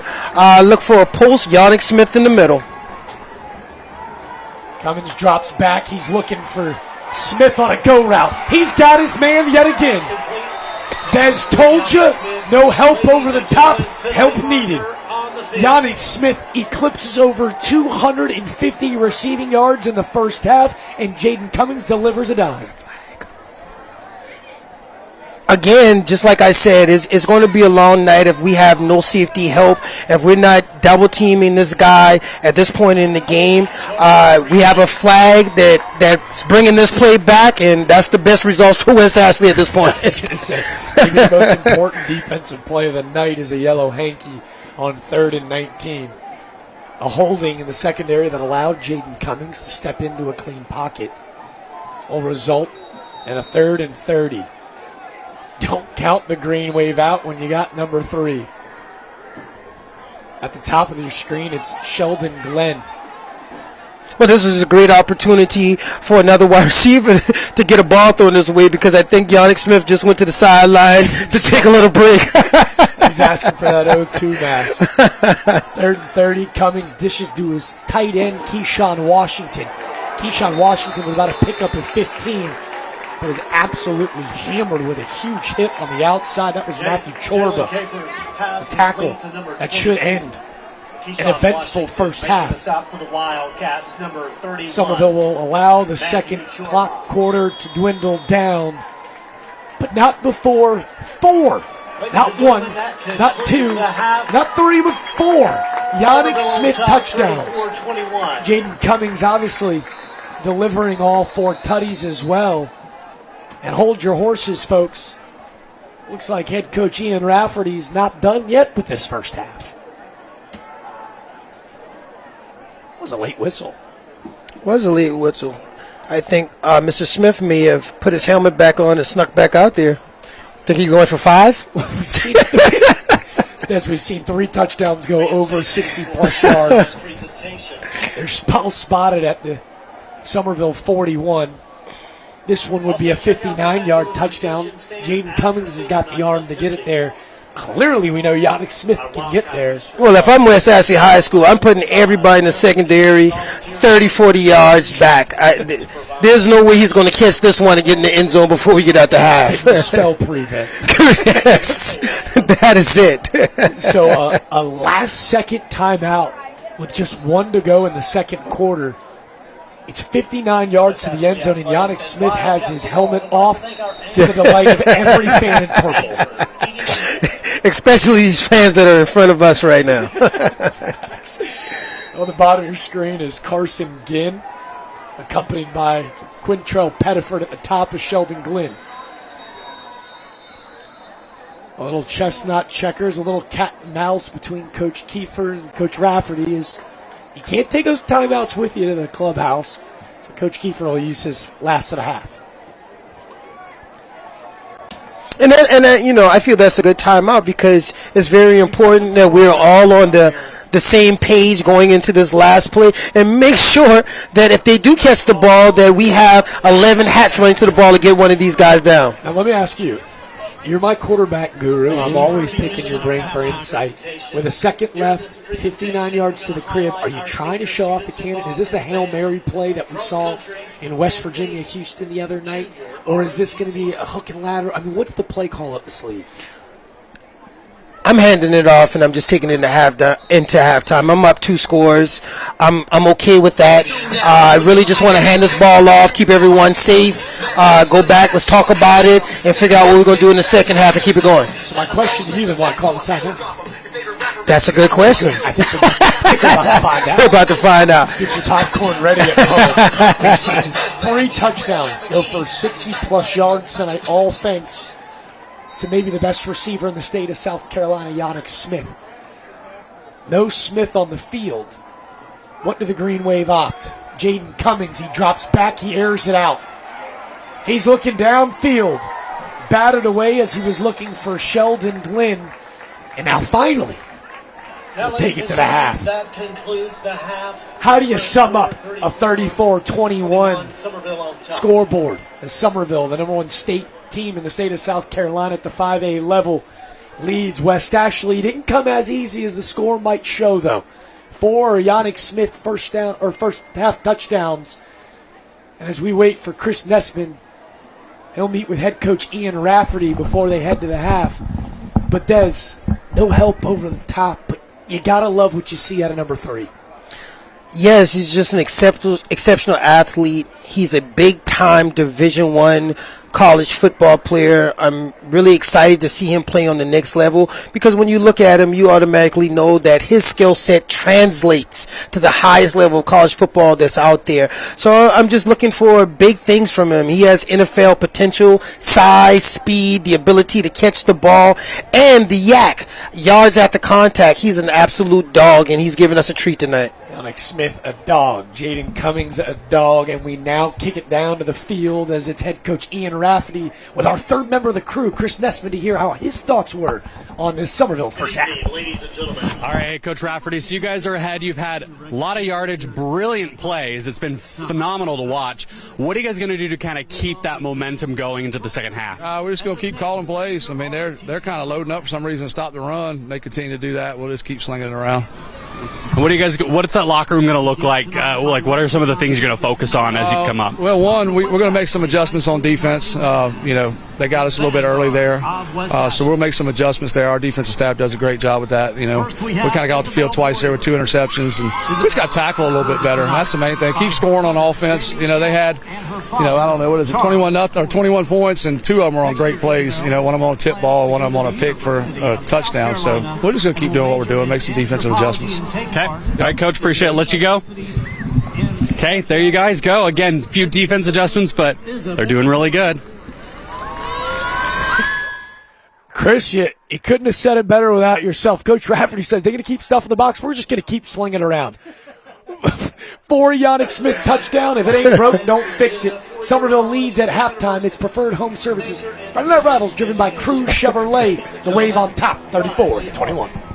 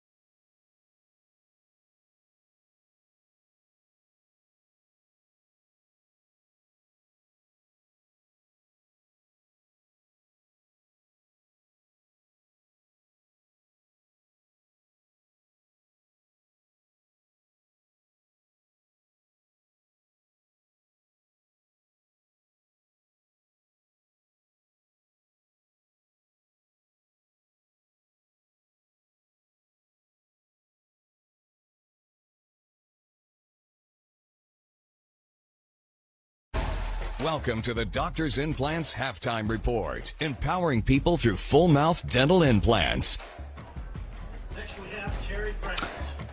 Each week, the Thumbs Up guys are proud to highlight a scholar athlete from each participating school. The student select will have an opportunity to win a $5,000 scholarship at the end of the season. Tonight's scholar athlete, starting with the Summerville Green Wave, is none other than middle linebacker Ike Rutherford. Ike with a 3.969 GPA. By the way, a 4.713 unweighted. Not only is he excelling in the classroom, but Ike, a captain of this year's football team. In the community, he's also a member of the Beacons Mentor Program and also mentors at the local middle school students in their local district. A congratulations to you, Ike Rutherford, with a wildly bright future.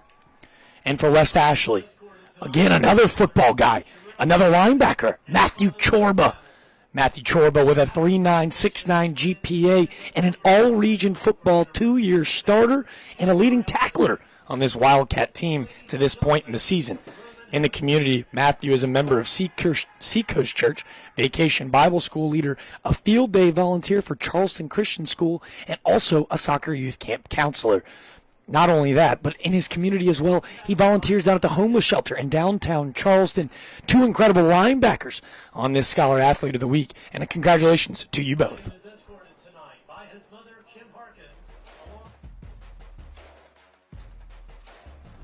Scholar Athlete time again this week. Brandon Dawson, Jeff Ward from the Thumbs Up guys. They're going to give the thumbs up thing right now. And we're talking Scholar Athletes. We're talking guys who have excelled on the court, on the field, and in the classroom as well. How important was it for you guys to play high school sports when you look at your career now? Like, how did it kind of set you up for your success? Yeah, I think it was huge being able to go from school directly to football practice out on Johns Island, or when I went over to Porter, right in the backyard. Straight from football practice to soccer practice. You had to have your homework done before or when you got home. So it really taught you discipline in time and in effort. Gave you plenty of an outlet, too, for your competitive nature. If you were competitive in the classroom and on the field, this was a great place to go and, show that competitiveness. Why law for both of you guys? Why did you kind of get into this career, and how much does it kind of give back to you now that you've done it for a while? I think more than anything, helping other people, right? You can't get in this business if you don't care about people. And, that for me was the biggest driver, is being able to help people in really tough times. Yeah, we had several instances in my family of people being wronged either by another party or an insurance company. And, seeing that firsthand, that'll drive you into this area of practice. For sure. The Thumbs Up guys, Brandon Dawson, Jeff Ward, as they present our Scholar Athlete this year for Friday Night Rivals. We'll be right back with more from the Doctor's Implants Halftime Report.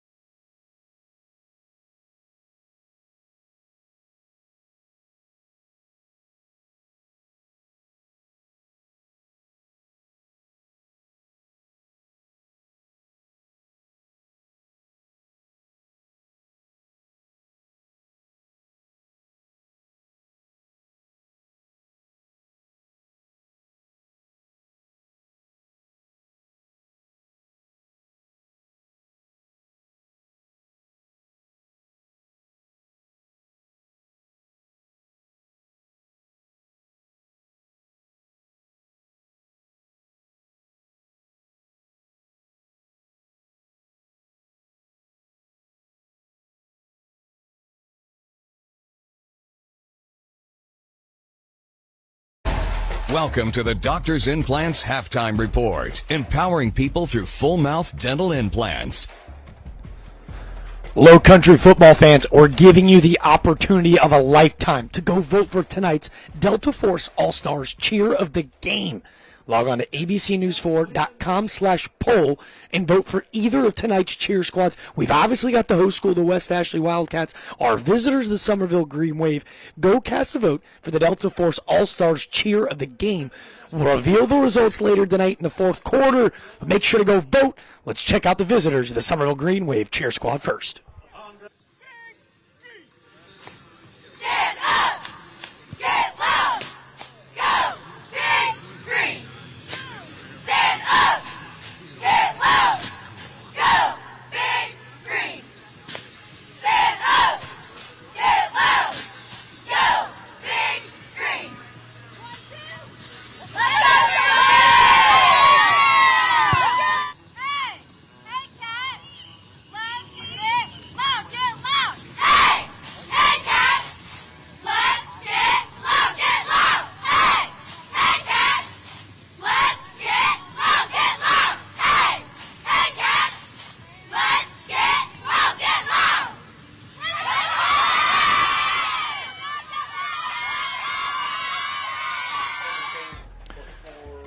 Incredible efforts from both cheer squads. Remember, Delta Force Athletics Cheer of the Night. Go vote. We'll take one more final break. We'll be right back with more from the Doctor's Implants Halftime Report.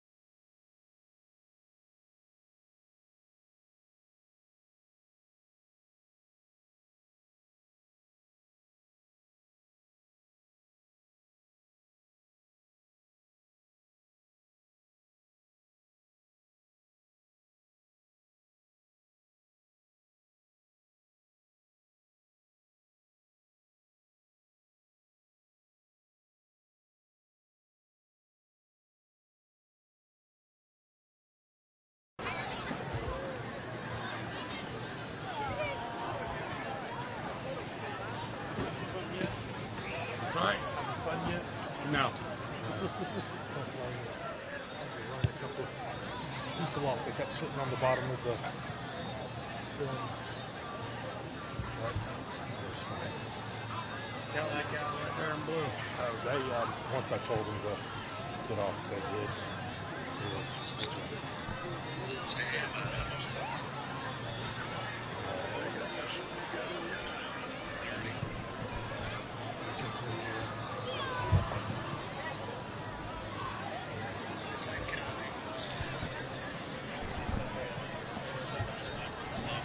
Done. When the game's over, just put the camera down there and I'll come down and wrap everything up.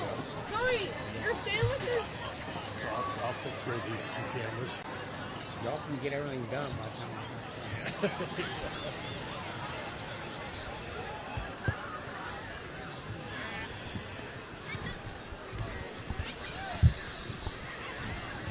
As we welcome you back into West Ashley High School, it's Preferred Home Services. Friday Night Rivals driven by Cruz Chevrolet. We've got a little bit of technical difficulties. I know we're hearing from you at home. We apologize. We got the score bug right.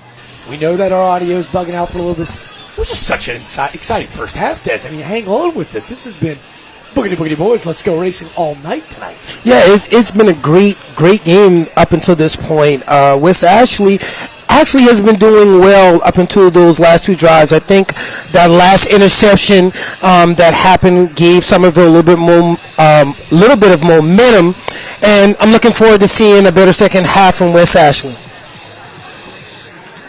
Well, as we reflect on what was a wild first half, Des, obviously the passing numbers stand out big time to you.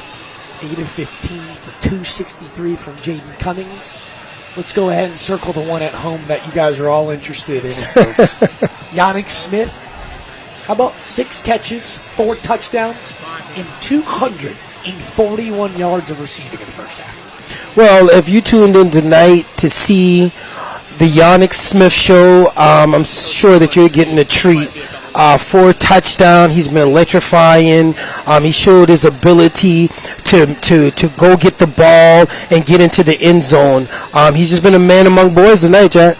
Well, again, when we talk about different schematics and game plans, blueprints for both of these offenses, the stat that we'd like to circle is how about 15 minutes of time of possession for West Ashley? They did everything that they wanted to do, and I think exceeded some expectations. Obviously, that big-time pick 6 from Terry Grant. The Shrine Bowl superstar showed out the play. Grant with a pick 6, his second interception of the season. It was that pick 6 that I think breathed a whole lot of life into this home senior night crowd. Yeah, I just think that got the crowd excited, but not only the crowd, but the kids, the football team. It just gave them that inspiration that they needed early in the game to say, hey, we're out here too. We can compete with these guys. And they did that for the majority of the first half. An offense that needed no help, 101 kick return yards, really fielded a lot of incredible field position for an offense that really didn't need as much help. But before we get the second half rolling, we're going to kick it down to our third member of the crew, Chris Nessman, with Coach Kiefer to hear how West Ashley is going to get back into this ballgame in the second half. Chris, what you got for us? All right, well, I'm here with Coach Kiefer, which, hey, wrapping up the first half. You guys are coming into the second half. What's going to be your main goal to kind of get that momentum really going as you go in? Well, I mean, we got to quit beating ourselves for one thing. We can't turn the ball over, and we got to get them on the ground. We've given up way too many big plays. We've had a touchdown called back. We've thrown 2 interceptions. I mean, you can't win games against good teams doing that. So we got to take care of the ball and make sure we come out with belief that we're still in this game, which I think we are. I'd say you are too. You guys have had some brilliant breakout plays. So what were some of the key things that when you were in that locker room, what did you tell your players to kind of deliver what you just told us? Well, I mean, just talking about, slight adjustments and mainly about the things they're doing well. It wasn't so much talking about, what we got to fix. It was talking about what we're doing well, and we have to keep doing those things well, and then we got to do a better job getting stops on defense. Yeah. All right, hey, Coach, appreciate your time. I'll let you get back to your team as we look forward to a very exciting second half. Appreciate it. Thank you. All right. Okay. Guys, back to you. But again, a lot to look forward to as we move forward. 34-21 second half lead for the Summerville Green Wave. The #1 team in the state of South Carolina looks to continue that perfect season. We'll take our final break of our halftime report. When we come back, we got some second half action.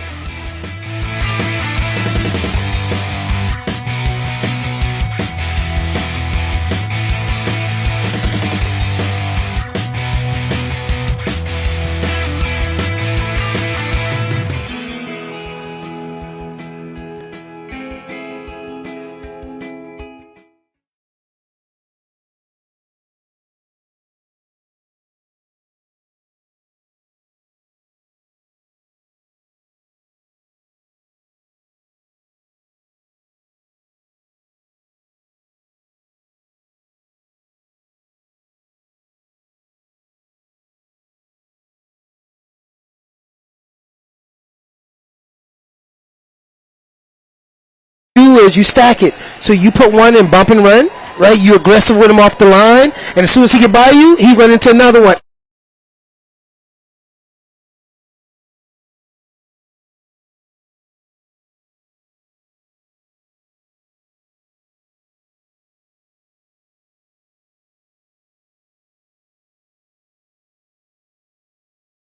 Come on, man.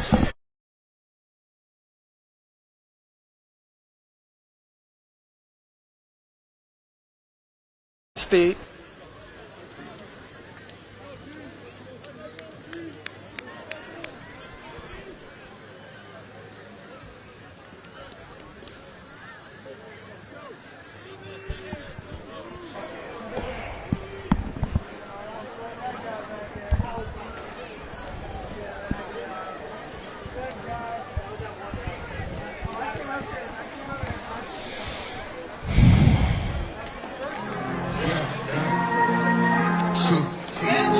Hey.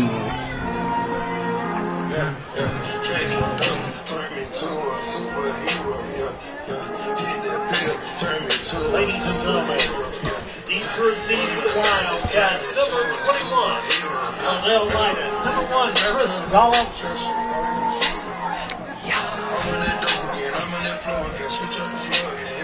Number 17, Tyler Burnett. We've got second half action. The Low Country been treated with one heck of a ball game. It's Preferred Home Services and our rivals driven by Crew Chevrolet. Jack DeLongchamp alongside my colleague, quarterback guru Des Brown. Back and forth affair. You wanted to watch a ball game with highlights, fireworks, you found the right one. 34-21, the #1 team in the state sits on top. West Ashland clawed their way back into this game countless times, reclaimed the lead to go up 21-14 at once.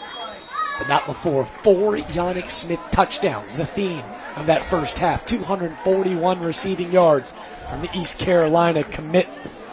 And that's what's given the Green Wave a 13-point cushion as we get our second half underway. Yeah, Jack, I think it's very important that West Ashley comes out at halftime and is able to move this ball. And even if they don't score, just get positive yards coming out at halftime. Establish the run. get back to the throwing game. The offensive line has been doing a great job of blocking all night. We just have to limit the turnovers and figure out a way to get back into this game. As you see the stats, David Union has been really excellent, I felt, to this point in the ball game.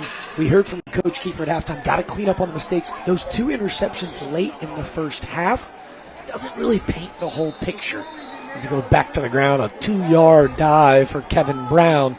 What you saw, Union threw for 128 on just 6 completions, those 2 long touchdowns. But Dez, it was really on the ground that I thought created quite the difference offensively as he ran for 50 yards on just 11 attempts. His tenacity in the running game. Yeah, he made great reads in the running game all first half, and when it was his time to keep the ball, he made plays with his legs. It's just unfortunate that he lost that throw right before the half to kind of put Summerville in a position to score again. But that half is over with. Let's see what they come out and do the second half. Well, he was looking for Kevin Brown, tried to jump it to the outside, but Dontrell Izzard, the big 6'2", 305-pound nose tackle, was waiting for Dunyan. His 12th attempt on the ground tonight goes for about a yard of a gain to make it about 3rd and 5.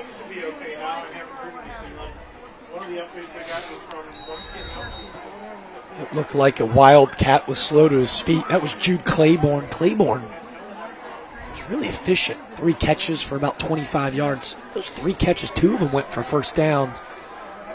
Claiborne hobbles over to the sideline, but looks like he'll be ready to give it a go in just a few plays. On 3rd and 5, Dunyan joined in the backfield with Brown.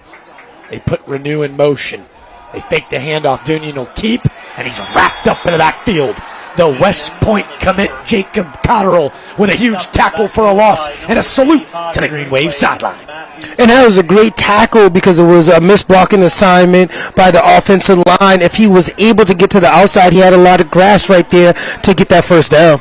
It looked like just a missed assignment as the right tackle and right guard were pulling to that left side, and Cotterill, he's too quick off the line, 6'4", 265, but moves like he's 215. And that's the modern-day defensive lineman. During my time, Jack, those guys were big, and they looked big, but they weren't really that fast. Now you see these guys on the defensive line that are just as fast as these tight ends and wide receivers and running backs, man. That's scary. I'll tell you what's scary. Anytime this dude touches the football, Yannick Smith on the punt return bounces it to the outside, a gain of about 24 and some extracurriculars. As you can see, he's maybe a little upset with a late hit, but I'm telling you, maybe nothing more fearful for opposing defenses than when number 3's got the rock in his hands. Yeah, and at this point in the game, as soon as the ball touches his hands, everyone is on high alert just because of all the special things that he's been able to do in the first half of this game today. Look forward to, if there's not a change in defense, looking for more big plays from Yannick Smith. When you say change in defense, obviously maybe 2 men help over the top on number 3. Yeah, I mean, certainly I would put someone in press coverage, and I make sure that I have someone on the top of it, and it's also someone else spying them. At this point, someone else has to beat me. I don't want to see number 3 do it, and as I'm speaking, that's exactly what happened. Jaden Cummings steps up in the pocket. On the run, he finds Pickle. Quintrell Pettiford, the homecoming king, spoiling West Ashley senior night. Look at the throw on the run. A broken coverage, and the speed of Pettiford has given them a 20-point lead. And what I think on that play was happening, as we saw earlier in the first half, that slant that they were throwing to Yannick Smith, at this point, he's getting all of that attention. All eyes are on him, and it just allowed Pickle to sneak right past for a Green Wave touchdown. About a 48-yard toss from Cummings. That'll eclipse over 300 for number 16, the junior Jaden Cummings. The PAT splits the uprights, and a 20-point cushion for the Green Wave. Fans, a couple of announcements for the Wildcat fans. With 9:44 to go in the third quarter, if you're looking for points in a flurry, you found your offense. Summerville scratches with a Quintrell Pettiford 48-yard touchdown. They lead by 20.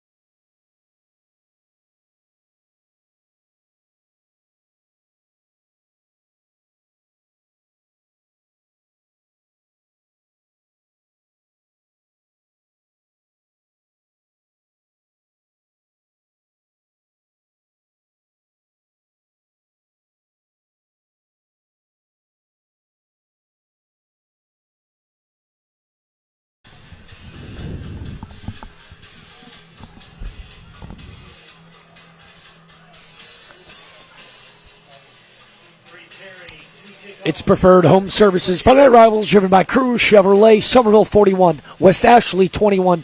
The number one team in the state starting to flex their muscles. Starting to maybe see some foreshadowing as tonight's trophy and scholar athlete plaques at the end of the season are provided by All-American Awards, helping Charleston recognize excellence since 1993. Foreshadowing starting to become a little bit more true and terrifying to the West Ashley faithful as that excellence clearly on that Summerville offensive side of the football.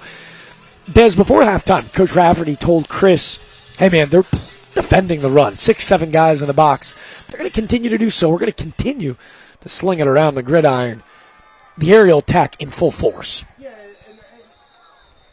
To a game, and coming into a game like this, you understand all of the weapons that Summerville brings to the table. So it's more like pick your poison. And I think West Ashley came in tonight and wanted to stop the run, and the wide receivers are just getting opportunities and one-on-one coverage, and they're making plays and they're winning their matchups. So it's just one of those things.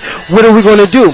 But what we do need to do is figure out how do we get some safety help over the top to kind of protect those cornerbacks, because they're not able to match up and make plays against those Summerville Green Wave wide receivers.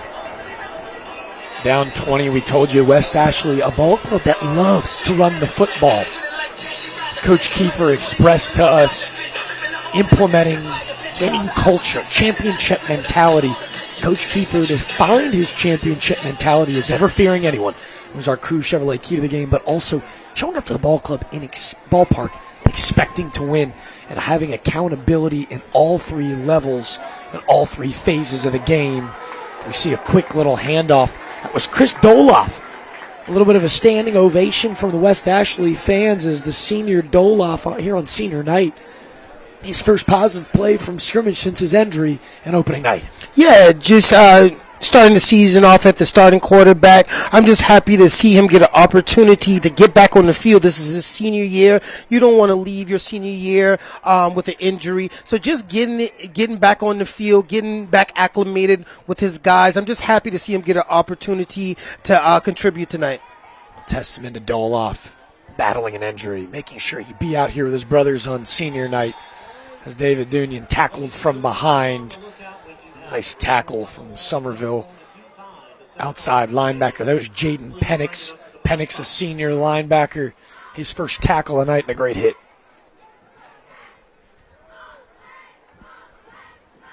And right now, West Ashley just needs something to bring that morale back up. You can just see the body language from the sideline and the players on the field, and it just looks like they feel a little defeated. But what can help is just a big play. They've been making big plays all night. Let's see if they can find a way to make another big play. Well, two tight end set, and they go back to Doloff in that jet sweep.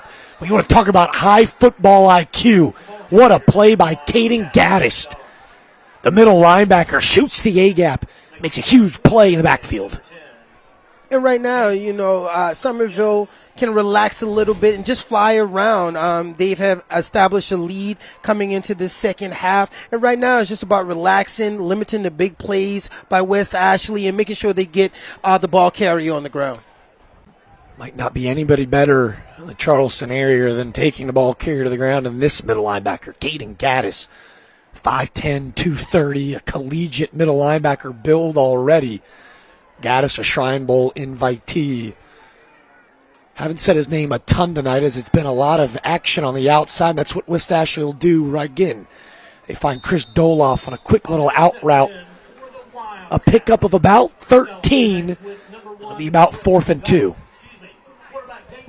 Yeah, when you're down by 20 points against a team that can score in 2 plays, 4th down is 1st down. You got to go for it and just see if you can find a way to spark this offense back up. But it looks like they're going to punt the ball off to Summerville.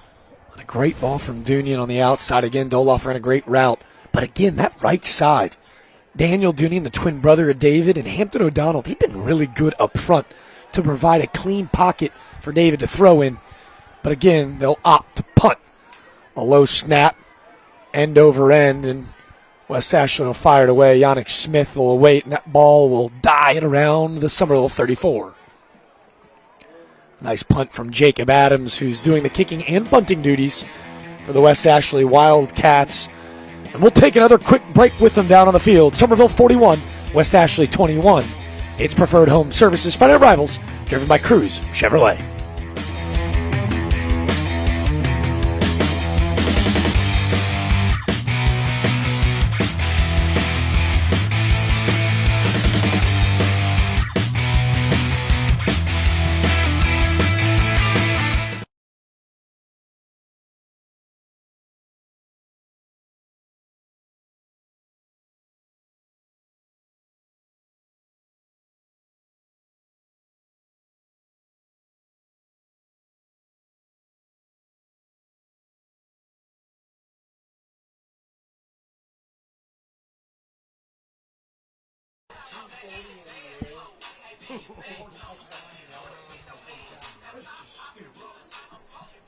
Stupid is an understatement.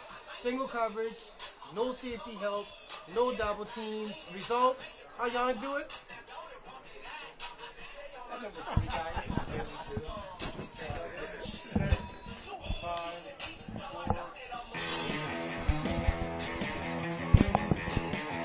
As we welcome you back into West Ashley High School, a 20-point lead for the number one team in the state of South Carolina. There's been a whole lot of highlights in our Friday Night Rivals game of the week, but make sure to switch over to News 4 and get complete highlights from all the action around the Low Country with News 4 Sport Director Scott Eisberg and Webb Wright. Friday Night Rivals begins at 11:05. Make sure to go tune in. Scotty Ice, he's the best in the business. And I got a weird feeling you're going to see a whole lot of Yannick Smith on their show tonight. Yeah, I just don't think that they have enough airtime to highlight all the plays that Mr. Smith has made out here tonight. I was going to say the incredible Mary Margaret Nelms. She's going to need to add about an hour and a half of airtime so Scott Eisberg can show us the 4 first-half touchdowns from Yannick Smith. But what's starting to become an underlying theme of tonight is how clean Jaden Cummings has been. We saw a pick 6 early in the game that allowed West Ashley to get back into it. But after that 46-yard touchdown in Quinchell Pettiford, Cummings is 9 of 16 for 309 in the air and 5 tutters. Yeah, but honestly, Jack, I'm not surprised. I watched this kid, and he's polished, man. And I know that one interception isn't going to slow him down. As you saw, he came right back in the very next play. He threw a slant to the house, a post route to the house. That just attributes to being a great quarterback and having a short memory and knowing that I have the ability to get it done at any time. After the 5-yard pickup from Trey Green and a quick screen out to Sheldon Glenn, Summerville's facing about a 3rd and 3. As you mentioned, Polish, but when we went into this matchup, you were so excited being the quarterback guy that you are. Yeah. But his ability to go through progressions, so mature, well beyond his years. Yeah, see, a lot of times in high schools, the routes are tagged. And what I mean by the routes are tagged, the coach tells the quarterback who to throw the ball to. But as you can see with Cummings, that certainly isn't the case. And how you know is because how many different wide receivers actually touch the ball. He didn't have to showcase that tonight because it's been a Yannick Smith show, but if you've been following Summerville throughout the season, he's been able to distribute that ball to all these athletes across the field, and that's because he goes through his progression. Once the number one wide receiver is not open, he understands where the ball needs to go to next, and he does a great job of it. We can hear he's got the ability to check down at the line of scrimmage, and he did just that. Didn't get it off in time as it was a delay of game. They're backed up and now looking at 3rd and 9. And for this offense, 9 seems minuscule. He's alone in the backfield with trips receivers at the bottom of the screen. At the top, it's Sheldon Glenn and tight end Keyshawn Washington. At the bottom, it's Green, Smith, and Pettiford. 5:22 to go in the 3rd. He'll snap, and he's looking across the middle of the field, and he had Sheldon Glenn right off the fingertips as it'll fall innocently. And a 3-and-out, and much needed for this Wildcat defense. But here again, even in that clean pocket, was able to get his feet set, made a throw. Yeah, it was a little high, but hey, my wide receiver still has to come down with that ball for me. I don't know what kind of athlete 16 is. Jaden Cummings back out. Take on the punting duties. Something we've seen at the NFL level time and time again with the likes of Ben Roethlisberger. I've seen Justin Herbert pull it off. Quarterbacks that have the ability to hit that little pooch punt. Cummings, quite the athlete. A perfect snap. And he'll fire it away. Ooh, a beautiful spiral punt. That's going to take an advantageous green wave bounce. It'll die at around the 20-yard line. What can't 16 do? That's a great question. Not only is he back there punting the ball, but to be able to get that foot on that leather, I think he surprised everyone just now. I was going to say, you could kind of hear the elevation in my voice. Yeah. As you can see, we were able to get that great shot because of our TEC equipment rental red zone scissor lift. I want to shout out our incredible camera crew, staff, producer, director, everyone that allows Des and I to do an incredible job upstairs. Couldn't do it without them. They're a lot better than we are. A trooper in the weather tonight. We want to thank TEC Equipment Rental. They're a red zone sponsor. We haven't got to say their name tonight a ton because Summerville keeps sliding them by scoring outside of the red zone, but I want to thank them for providing the scissor lift for all of our Friday night rival games this year. Well, after about the 47-yard punt from Cummings, West Ashley will take over at their own 20. They'll kick it to the ground. Be Kevin Brown for about a 2-yard gain. And one of the keys to the game for Summerville's defense was stopping the run. And as you can see, Kevin Brown has not been able to really get off tonight. Summerville's defense has done a great job of controlling the run and stopping the run from the running back position of the Wildcats. I was going to say right now, West Ashley's 23 carries is only rushed for about 77 yards, 142, and 219 all-purpose.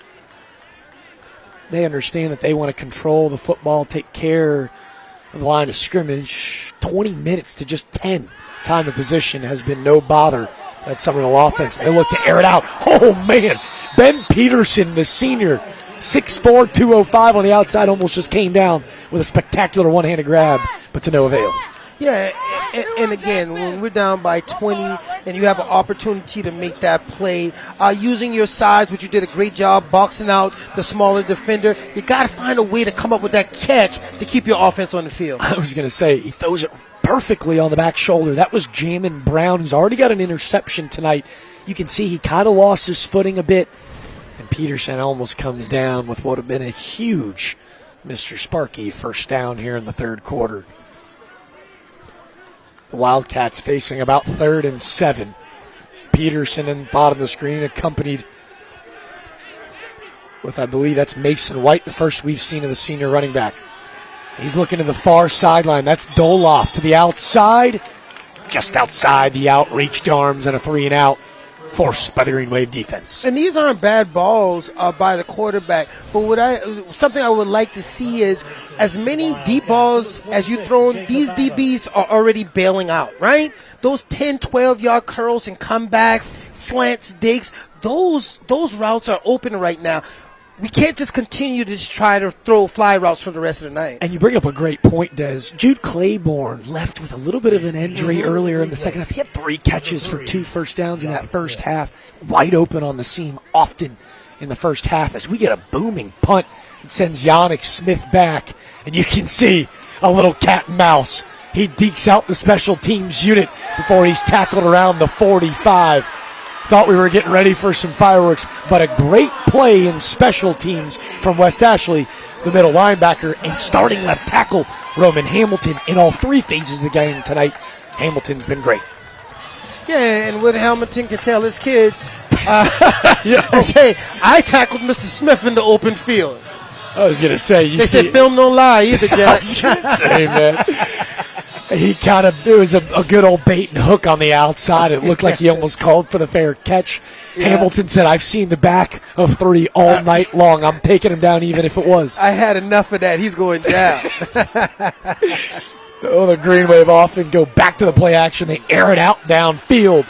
He was looking for Sheldon Glenn, and coverage was Langston Bailey at yellow. Hanky, I got to imagine, due to the spot, will be a DPI.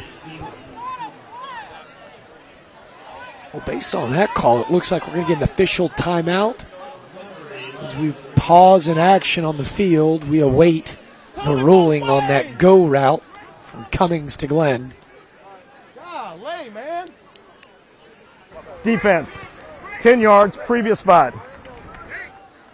And it was a defensive pass interference, and And unlike the NFL game where it's spot a foul, unlike the college game where it's a 15-yard gain, just 10 yards here at the high school level.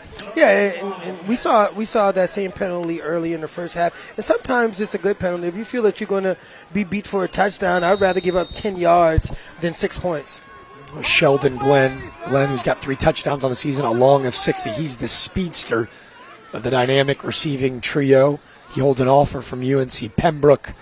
That would have been a big play, his biggest of the night from line of scrimmage. This time the West Ashley defense collapses in on him. Bristol Begginson was the last to get there. But again, Terry Grant, or as those here at West Ashley call him, the truck, was the first to get there.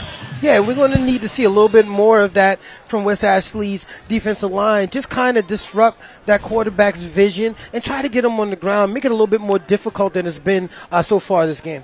Des, we heard Coach Rafferty say if they're going to defend the run, so be it. We're going to air it out. But we haven't seen them get creative stunting blitz-wise, and it looks like they're going to start ramping it up defensively here in the third quarter. Second and long, they're going to find Pettiford on a quick strain to the outside. Quintrell Pettiford with one man to beat. His second touchdown of the night goes for 47 yards. Pickle, as his pals know him. His 7th touchdown of the season, his second of the night, and the Green Wave back in the Trident Technical red zone end zone. And Coach Rafferty told us that Pickle is a playmaker, and we knew that he was going to make plays tonight. That's a great block to kind of spring that out by Yannick, and that shows his unselfishness, not out here just to catch touchdowns, but to make sure that my teammates eat as well. Doing my math at home, correct me if I'm wrong, it was 46 yards to the cribbo. His second 46-yard touchdown of the night from Quintrell Pettiford. Pickle. Maybe the best nickname in high school sports, Des. Certainly a nickname that I love. I am a pickleball junkie. So I got to look up Mr. Pickle and see if I can get him on the court to play with me. He already got the perfect name. I was going to say Des is our Wee Pickle champion. Go show the guy some love. He's the best pickleball player in the area. I love it. Hopefully that ruffles some feathers at home. I think you just may have found your athlete to be right here. A match made in heaven. Quintrell Pettiford, not only is he Pickle, he's the homecoming king 2 weeks ago. Homecoming king. And he holds offers from UNC Pembroke, Limestone, and Anna Maria College. A super bright future for the homecoming king. And Pickle, it's been his second half, his second touchdown here in just the third quarter.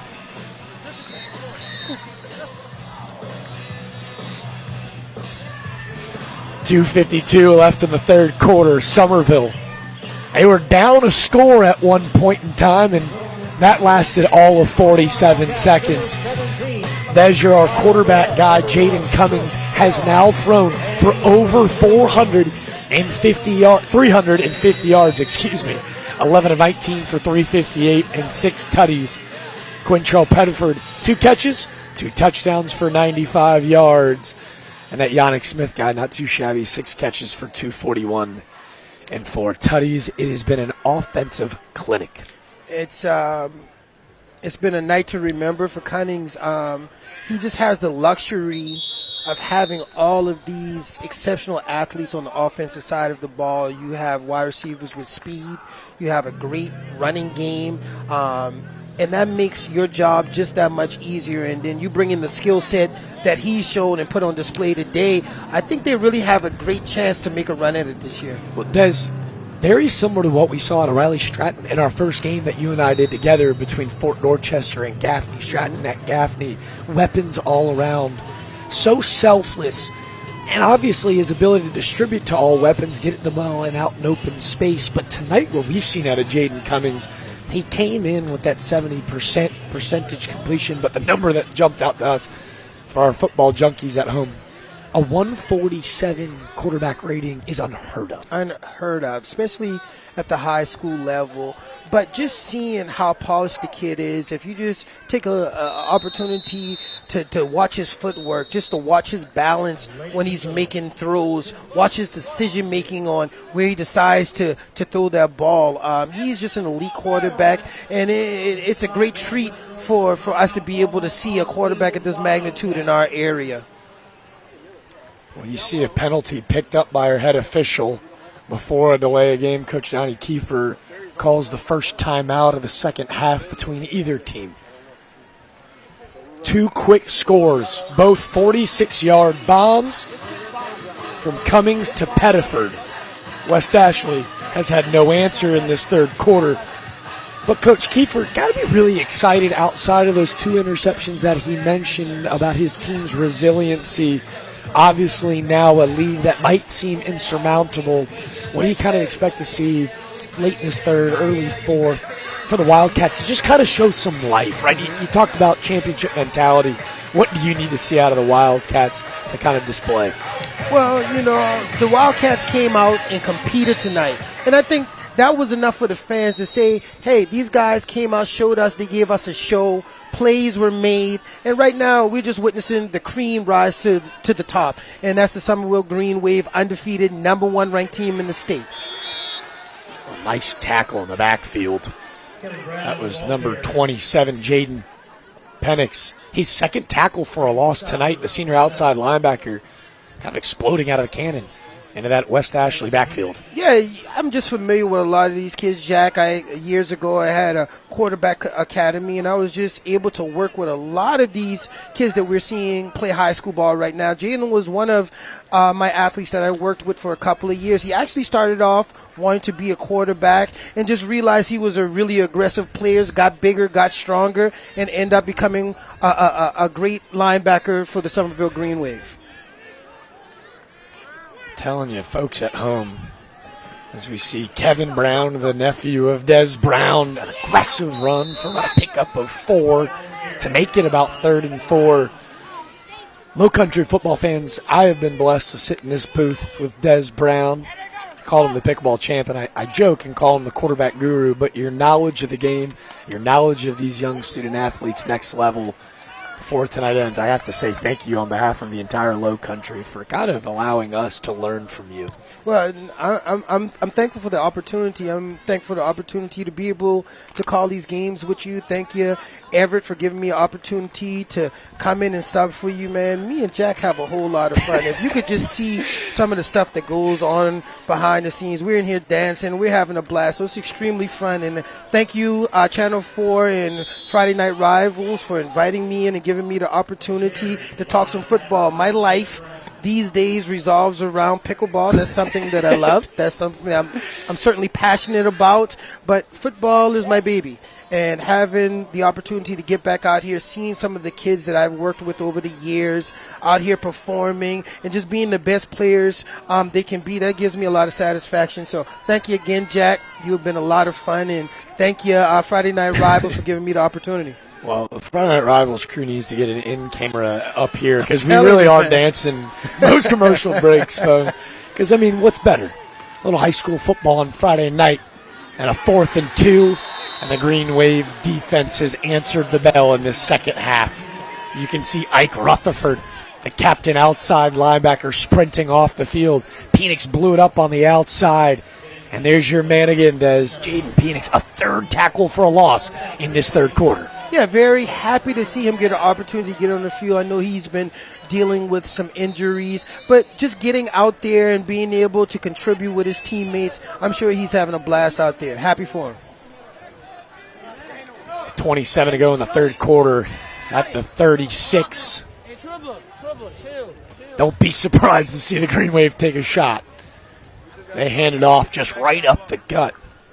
It's going to be a quick gain. That was Ashton Allen Hawkins, the junior running back, for a gain of about 3. That should take us to the 4th and final quarter. Dez has got his 4s up here at West Ashley sideline. They're surely going to signify that 4th quarter as our third quarter dwindles down. 48-21. It was the story of Quintrell Patterson here in the third. 2 46-yard touchdowns to extend that Green Wave lead. It's Summerville 48, West Ashley 21 on tonight's Preferred Home Services Friday Night Rivals. And again, all driven by Cruz Chevrolet.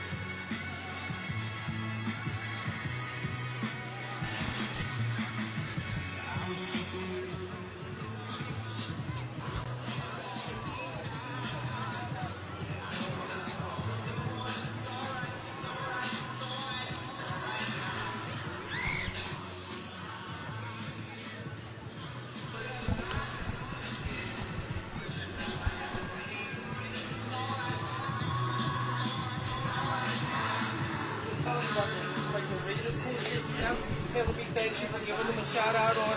You remember Yannick was arena? So cool, man.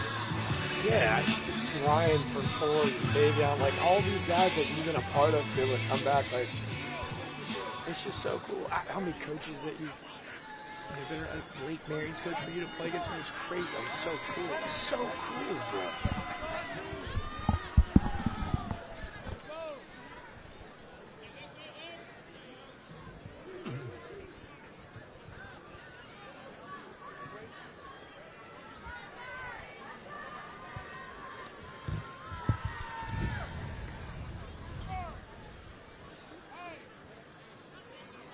Ladies and gentlemen, if I could have your attention, we have recovered a set of keys.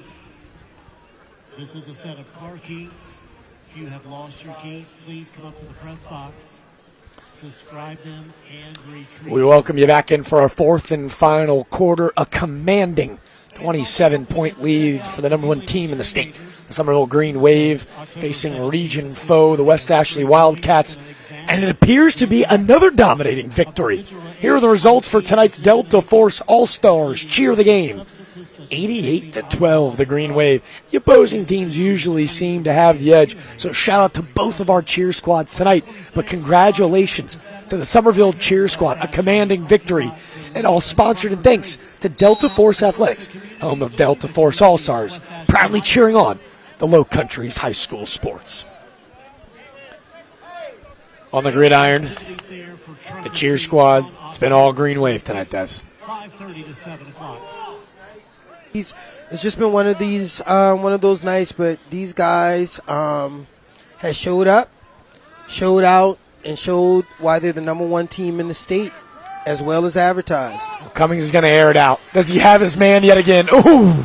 Just outside the outreached arms of dangerous number 3, Yannick Smith. He ran away from the double coverage. They had safety over the top help. Cummings just missed him for his 5th touchdown of the night. Again, double teamed and still behind both of the defenders. He's just an animal. Yeah, he reminds me of a guy that I used to play against at Burke High School, Fred McCants. Fred McCants was a quarterback, running back, wide receiver, DB, linebacker, free, anything that you can name, Jack. But he was excellent at all of the positions, one of the best players, certainly of my era. So shout out to Fred McCants, Burke High School. Cummins looking for Pettiford out in the flats. The first really errant throw we've seen tonight, not really have a chance. And it'll lead to 4th and 7. Shout out McCants, for me, with number 3. The special doesn't do him justice. Yannick Smith, obviously with this Summerville comparison with A.J. Green, Yannick Smith also has 8 carries for 80 yards this year out of the backfield and 2 touchdowns. Here's my favorite stat, though. They run him in a Wildcat. Yes. He's 2 for 2 in passes for 56 yards, a QBR of 127 and 2 passing attempts. I know that's not enough of a sample size. But is it safe to say he does it all? As Cummings goes to about a 4-step drop back, a pass that falls short of Pettiford, and it'll be a turnover on downs. He's Booby Miles, man. He's Booby, man. And he can pass, too. But you know what, man? I've seen Yannick not only on the football field, but on the basketball court. He played AAU basketball with my son's AAU team and Justin Buford, who was the head coach. And just his mentality in sports. Like, every time he goes out there, he knows he's the best player, whether it be on the court or the field. And that takes you a long way. Confirmed, built different. Different. We'll take a quick break with them down the field as Summerville still leads 48-21 with 11:40 to go in the 4th quarter. Preferred Home Services Final Rivals driven by Cruz Chevrolet. We'll be back in just a few.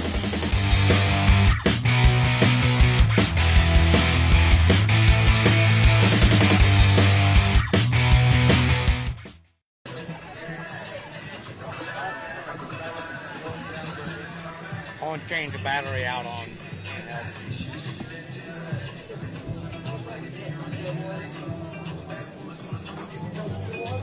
I good. I got my Gatorade.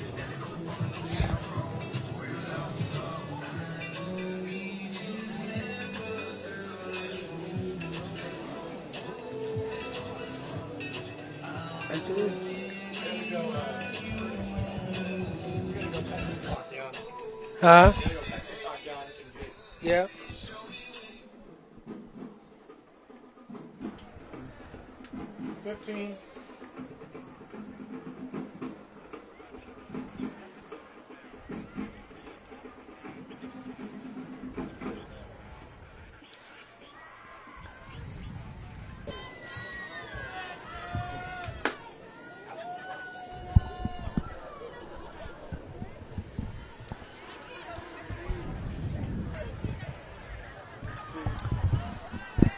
Welcome you back into the Low Country. Jack DeLongshaw alongside my colleague Des Brown.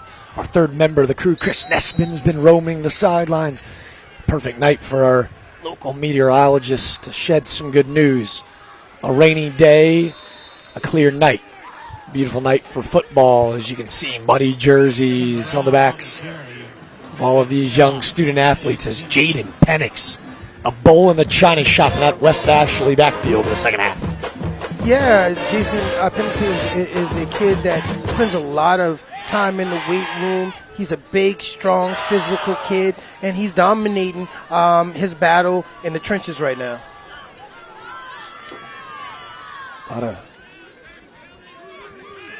They go to a little bit of a pistol step to start the fourth quarter. West Ashley opts to hand it off. Carson Lucky, the junior fullback, met almost immediately by the big fella Jacob Cotterill, his second tackle for a loss tonight.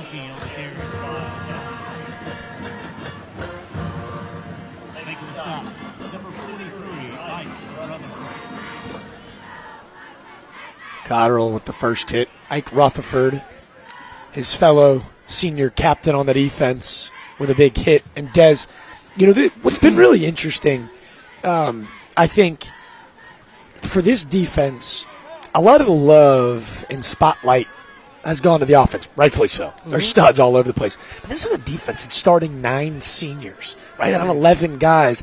In order to get to a state championship where their aspirations lie, they're going to really have to lean on that veteran defense. As you can see here, Dunian runs away from that veteran defense. He breaks a tackle on the outside. Could he go all the way? He's pushed out of bounds, it appears. Could he have found the pylon? And he did. A 68-yard touchdown, but a yellow hanky on the far sideline. It appeared from up top he had fallen out of bounds, and it looked like Jaden Kelly had pushed him. But with a late penalty, will the 68-yard rushing touchdown from Dunian stand? I hope so, because that's an incredible run to stick on your highlight film as well. Just being able to tightrope that sideline and figure out how to get in that end zone, that was a great run by the quarterback. We await the official ruling on the field, but Des, to your point, I felt like Ron Burgundy up here with the question mark. Yeah. Did he score everything was the question mark. Looked like he got pushed out of bounds 3 or 4 times. The rain has washed away our sideline tackles, and you can see the penalty marker picked up. And David Dunian with a 68-yard rushing touchdown. The pocket breaks down. He evades with his legs. Watch him beat a man to the corner.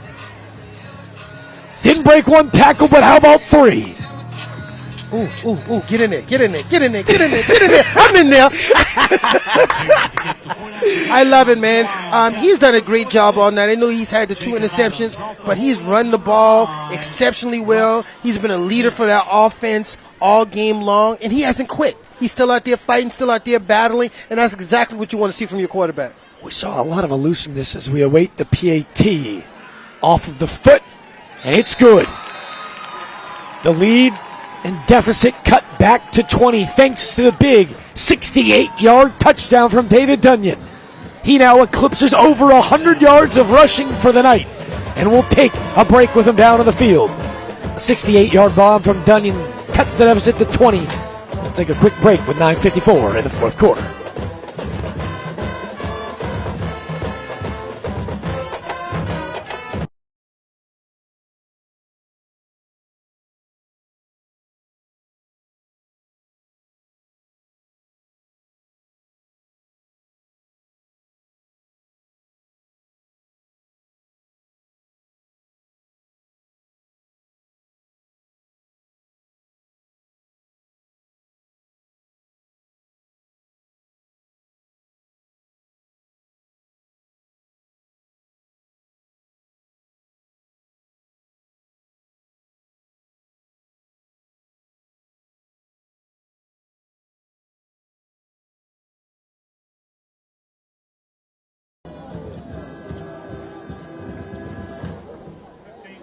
Preparing to kick off the Wildcats, number 26, Jacob Adams. Receiving for the Green Wave, number 3, Yana Smith. It's Preferred Home Services Friday Night Rivals, driven by Cruz Chevrolet. We just witnessed a 68-yard tightrope walking Cirque du Soleil tight touchdown run from the junior quarterback David Dunyan. His 16th carry of the night, and he's now over 114 rushing yards. Yeah, he's just showing a lot of heart. You know, earlier in the game, just those tough runs between the tackles, getting those hard yards for his offense to keep the chains moving. I've been really impressed with him tonight, Jack. Well, the first half is arguably his most efficient passing half of the really season. 7 passes, 7 completions for 15 attempts. And he's thrown for $142, 2 touchdowns in the air. Those 2 interceptions late in the second quarter you can thank to a great defensive pursuit up front by that Summerville D line. Throws altered. Coach Kiefer's got really excited with his junior quarterback performance, I think especially moving forward as well. Yeah, it just gives you something to look forward to going into next season. He's been able to just control the offense. And what I mean by that, he's been making plays with his feet.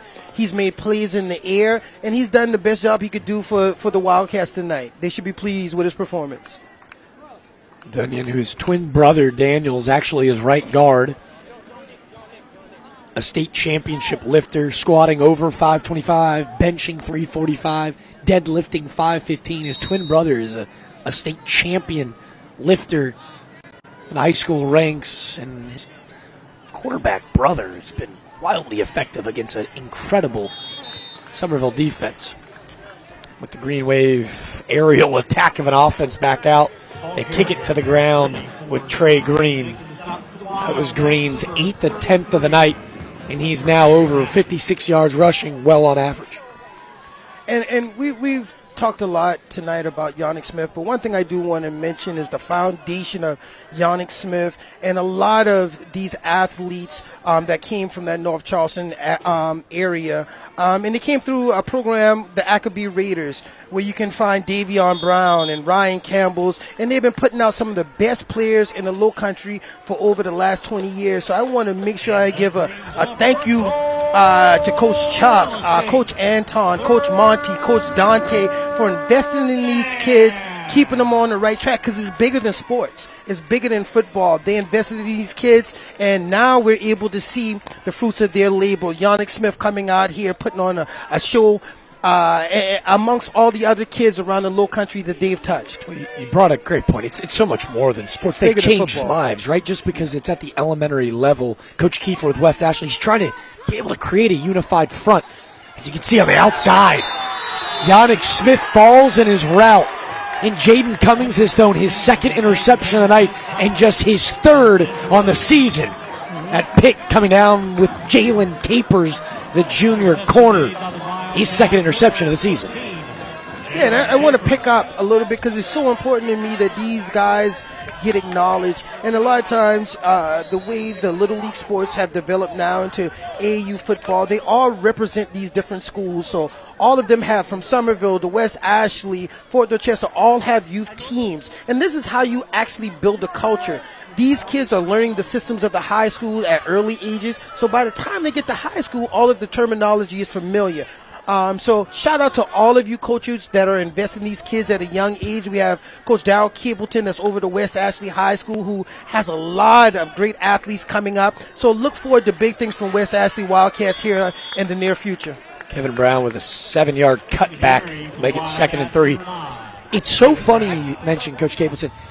Coach Kiefer mentioned how that was something that they had lacked for a long time, was a unified front from high school to middle school football. Yes. And in just 4 years, he's been in the area. And thanks to the man, Coach Capleton, to be able to build a unified front, to not only allow these kids to fall in love with the game at a young age, but to be able to create relationships and brotherhood. And when you do that at such a young age, you can see why a guy like David Dunyan is inspiring the likes of a lot of kids here tonight to want to be like he when they grow up. Yeah, and a lot of times because of how well the West Ashley Youth Football Program is doing, we tend to talk a lot about football as it pertains to that. But more importantly, with Coach Capleton, he's a mentor. Right? Outside of football, he gets these kids involved in the community. They're always doing something. He stays invested in spending time with them. So certainly a great program. The West Ashley Wildcats, a lot of love. Darryl Keepleton, continue to do what you're doing for the area. We do appreciate you. That was a 22-yard pickup from Dunyan. He's back to the ground. This time he's met up front by Jacob Cotterill. He was tackled on the last run by Jaden Kelly, his 4th tackle of the night. The young free safety has been spectacular. He's got an interception as well. David Dunyan, man. We talked about the elusiveness. We saw the tightrope touchdown on the 8-yard scramble.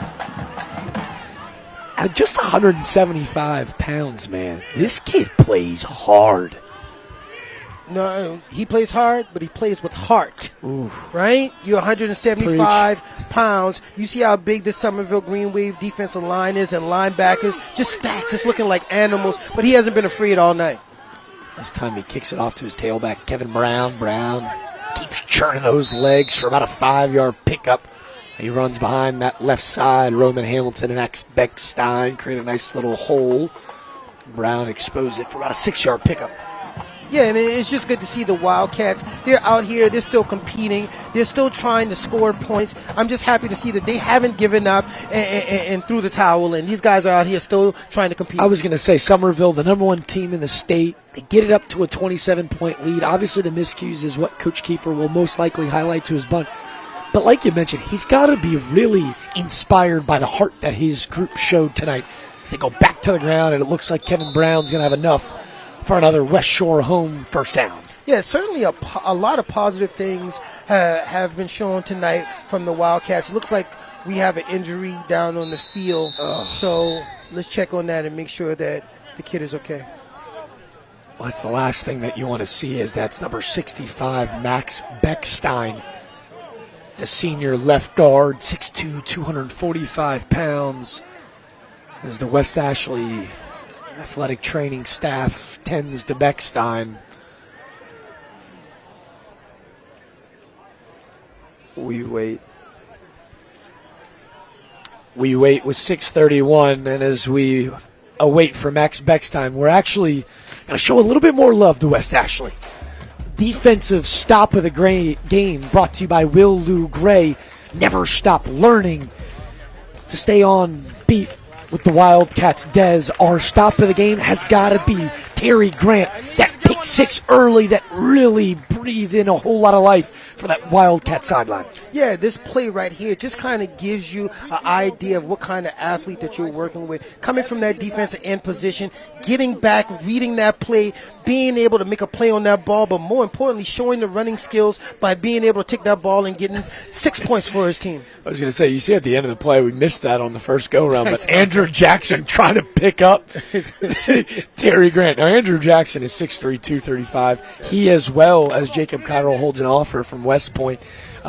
He's a big, strong dude, but trying to pick up the load that is Terry Grant. Terry Grant's a 225 outside linebacker. Woo, monster. But Will Lou Gray, our stop of the game, never stopped learning, had to shed some light on just the second pick of the season from Jaden Cummings and Terry Grant. A wildly bright future. We'll see a lot more of him in the Shrine Bowl later this year. We talk about that interception by Cummings. I'm glad I saw the interception because as a quarterback, I want to see how a quarterback responds to adversity. What did he do the very next play when he got the ball? 6 to the house. You already know. You already know. I'm up to the tune of 6 more times tonight. Aiden Cummings. If we don't see him again, 11 of 24. That's under his passing completage percentage. But he also came into the game throwing for 228. Well, he's thrown for 358 tonight. 6 tutties and a long of 68. You also know that we have offenses in the Lowcountry that haven't thrown for 300 yards in 5 or 6 games. He did that in the first half. Pretty amazing. Truly amazing stuff as West Ashley looking to scrap some more points on the board before the night ends. They go back to the ground to Kevin Brown. He's met by Julius Brown. Haven't said his name a ton tonight, but Julius Brown, the senior defensive end, 6'3", 235. He's tough to miss, and he just took down Brown with one arm. just big, strong. The coaches talked a lot about him. And was just excited about his potential. Can't wait to see where he lands next year on the next level, but I'm excited to see him play college football. I've had the opportunity to see him the last 2 seasons, Brown, in his junior and senior campaign. This kid absolutely deserves to play at the Division I level. The body, the physique, but 6'3", 235, and he runs well. Yes. They say he runs under a 4.7 40 at that size. Truly incredible. Wow. Dunion will drop back to throw to the middle of the field, and he had Peterson over the top. A couple Green Wave secondary members collided with each other. The throw just outside the reach on 3rd and 4. Love the Wildcats taking a shot.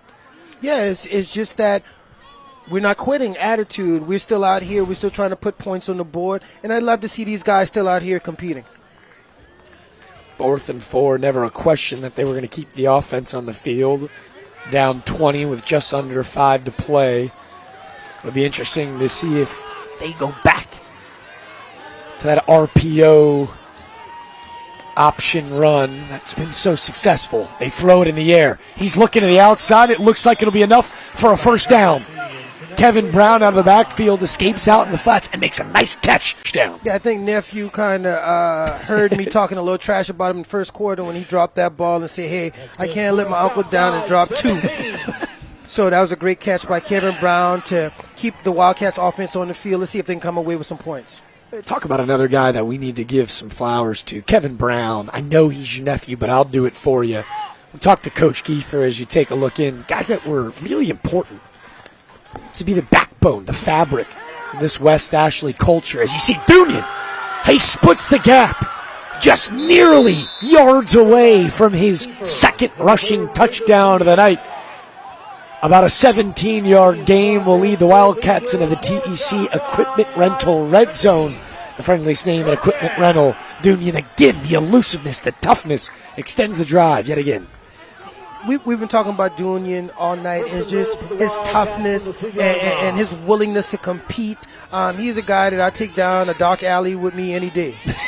Well, this time they go to the nephew. It's Kevin Brown. He stuffed almost immediately. This time met by Dontrell Izzard. The nose tackle blew that play up almost immediately. And I think just for the West Ashley offense, just putting more points on the board and saying that you scored over 30 points against the number 1 team in the nation, that you do get something out of that, right? You do feel like there's some kind of accomplishment in that. We played a game to win, but there's positive that you can take away from losing as well. They go to the pistol set and they pitch it in the backfield. Are you kidding me? Absolutely blown up in the secondary. Trying to get a number, it's so dirty, and there's a reason for it. Jaden Kelly, the free safety, explodes out of the secondary with a huge loss. You can see right away why the 6', 185-pound freshman is already receiving SEC offers from the likes of Arkansas and Kentucky. And that's a picture-perfect tackle. Head up, making contact as a freshman on a big, powerful running back like that, wrapping those legs up and getting them down on the ground. This is a big-time player, and he's going to be one of the best players we have in the state in these upcoming years. I mean, nothing to scoff at. Is it appears West Ashley will use their second timeout of the second half. Coach Kiefer, who's also serving as the offensive coordinator for the Wildcats, wants a second look. Obviously, 4-down territory, trying to cut this deficit to just 13. But you mentioned Jaden Kelly. To receive SEC offers before you can even legally drive in the state of South Carolina is fairly hilarious. Yeah, that just tells you what kind of athlete you're dealing with. Just the ability to play 5A football starting at a position that you have to be a baller to play. He's been really impressive tonight.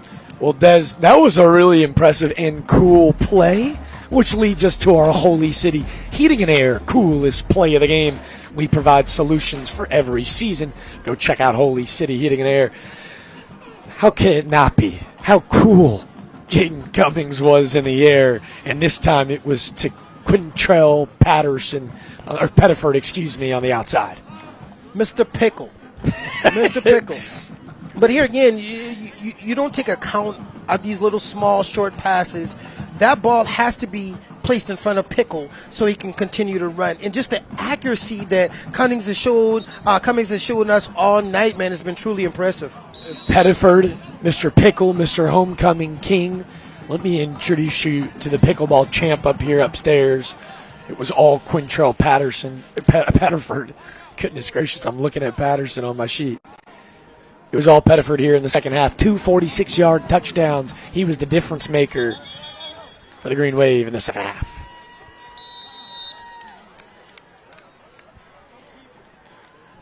Third and 4 and 3:12 to go.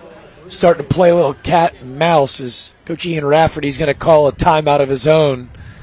And you know what? I really appreciate these coaches because they're allowing us to roll through our reads. Let's take a look in at our Crew Chevrolet drive of the game. Crew Chevy on Rivers, just north of Northwoods Mall. You've got a friend at Crew Chevy. Jaden Cummings had a friend in number 3, Yannick Smith tonight. Dez, our drive of the game was the big ball to Yannick Smith, that quick slant that went to the house. Yeah, just showing his ability to catch the ball, get out of that tackle, and just put those afterburners on. And he's just one of those type of athletes that you got to get him down. And if you don't, you know it's a house call. Well, he broke 4 tackles, and I think he waited for a little bit of contact so he could deliver a nasty stiff arm at the end of that 68-yard touchdown. Yannick Smith will be interesting to see who we name our preferred home services player of the game. I don't want to be that guy and hand it to 2 dudes. Jaden Cummings is thrown for 358 and 6 touchdowns, but Yannick Smith, 6 catches for 241 and 4 tutties. By the way, all in the first half. All in the first half, because I think he took the second half off, but the job was already completed. Job was already done. West Ashley, job not done as Dunian lines out, and he was looking for his man. That would have been a touchdown for number 33, Terry Grant. Would have been his second of the night. The ball a little behind him. It's going to be a throw Dunian wishes he had back, but they'll take another shot on 4th down.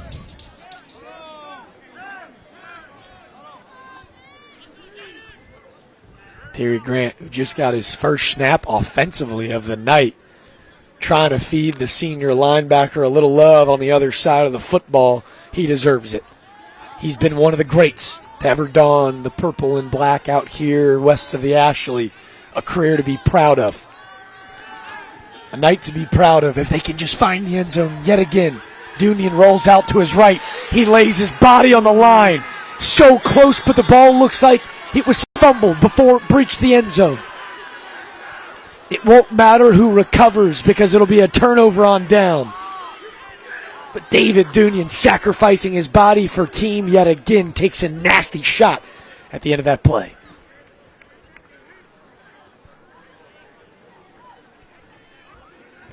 A late penalty flag has this play up in question. It appeared it came out late after the Dunian scrambled, but it appears the offense evading the field. It may have been a penalty after the play. After the fumble recovery, unsportsmanlike on White.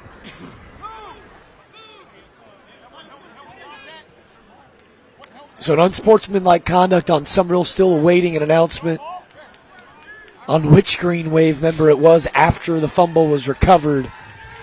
But with 2:54 to go in the 4th quarter, it appears that'll be it. And as we roll in to our final drive of the game, as Summerville goes to close thing out, they couldn't have done it without the superstar, Yannick Smith. This will be a night to remember. Our preferred home services player of the game go preferred. The company highly referred, and I got to imagine that number 3 is going to be playing this game for a long time. No doubt. Everything that you want in a big-time football player, he is the whole package. He's been as well as advertised. He's given us everything that we wanted to see tonight. Stay healthy, young fella, and I'm looking for big things from you in the future. As Jaden Cummings is accompanied in the backfield this time by number 6, Ashton Allen Hawkins.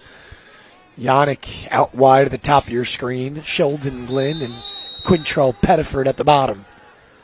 It appears as this ball is going to be on the verge of the end zone as the Green Wave will have their heels on the back of the end zone. as it will be a delay game. 5 yards, half the distance.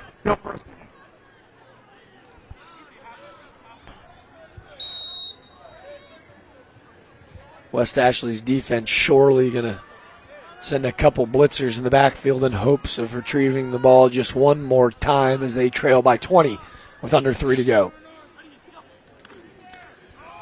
Cummings will hand to Hawkins. He's met almost immediately the defensive front by Davion Kennard, Taylor, and Andrew Jackson. The president makes a great play up front, forces a second and long. Yeah, when you're in a game like this and you have the lead with 2 minutes left in the game, you're trying to make a run to the state championship. It's about keeping these guys healthy and making sure you're putting them in the right positions to stay healthy. You mentioned a state championship. That's clearly the aspiration and vision of this Green Wave team. You go back to the ground with Hawkins. When you talk about vision, for Ian Rafferty, he was an all-state offensive lineman as a Summerville Green Wave dev. Played at NC State. He played in the NFL for close to 4 years with the Tennessee Titans and the New York Giants. Talk about a guy that's excelled at all levels. Ian Rafferty came back after Joe Call decided to take his talents, the former head coach, grandson of the legend Coach McKissick. Joe Call goes to Citadel. Ian Rafferty has stepped in, and he says he gets goosebumps every time he dons the green and gold. And it's been truly a remarkable night to see what he has been able to build. But what's to come for us, Des? Just 2 weeks left for Friday Night Rivals. Berkeley at Stratford next week. The young quarterback, Jakin Davis, he's been a sight to watch in the LOWCOUNTRY. And our final game of the year, on October 27th, Jakin Davis and the Stratford Knights go play rival, the Goose Creek Gators, in our final Friday Night Rivals showing of the season. Yeah, that's another great opportunity to see one of our best quarterbacks in the LOWCOUNTRY in that Stratford and Goose Creek game.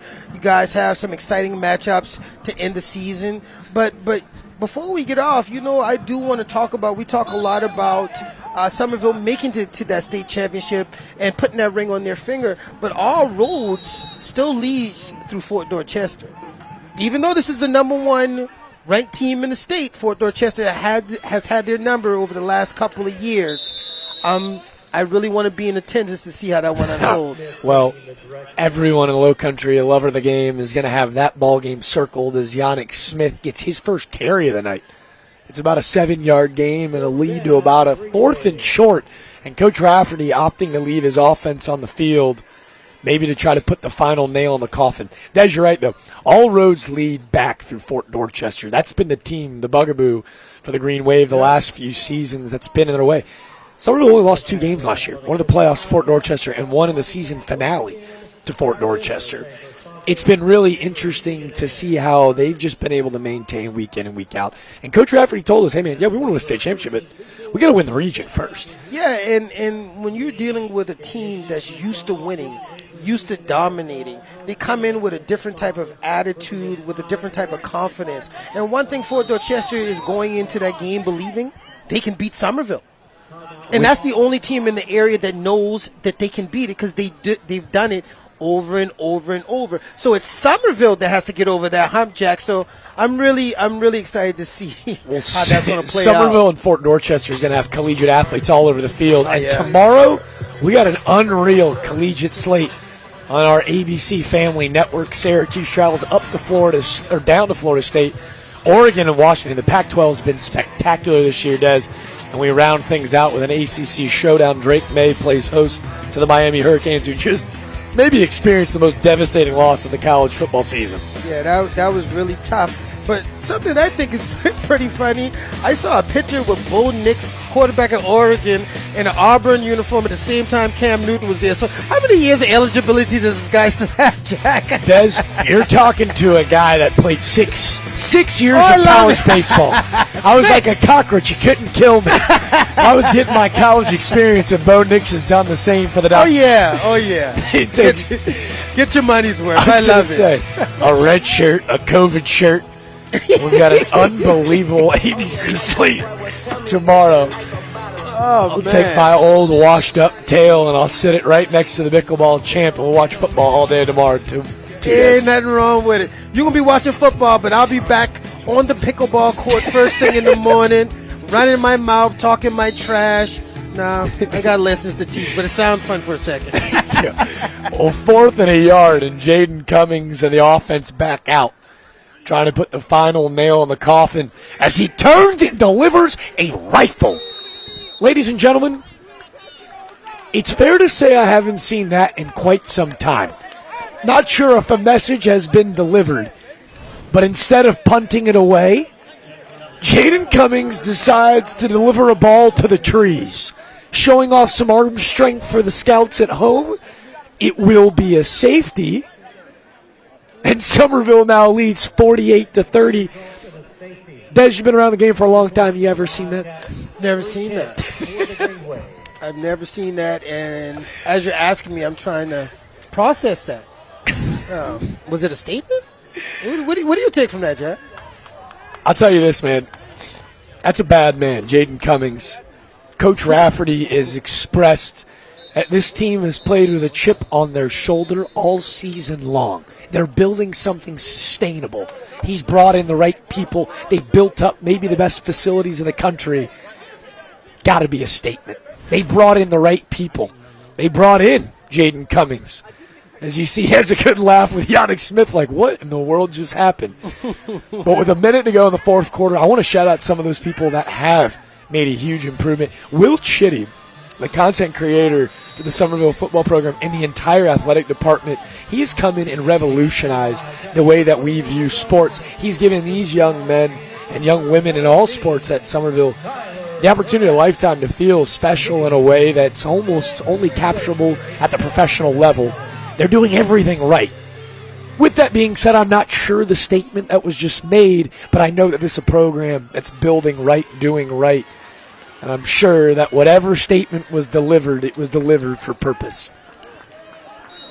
Yeah, I've been really impressed by this Green Wave team tonight. I've seen them over the last couple of years, but it's just something different. There's a different energy about this team. They have exceptional quarterback play. They have athletes all across the field. They're really good in the trenches with the offensive line, defensive line. They have depth. They have everything you need to make a real run at this title this year. Well, Coach Rafferty has expressed that is the goal, the aspirations. They wear it as a badge of honor. But each week with a win, that target on the number one team in the state back grows just a bit larger.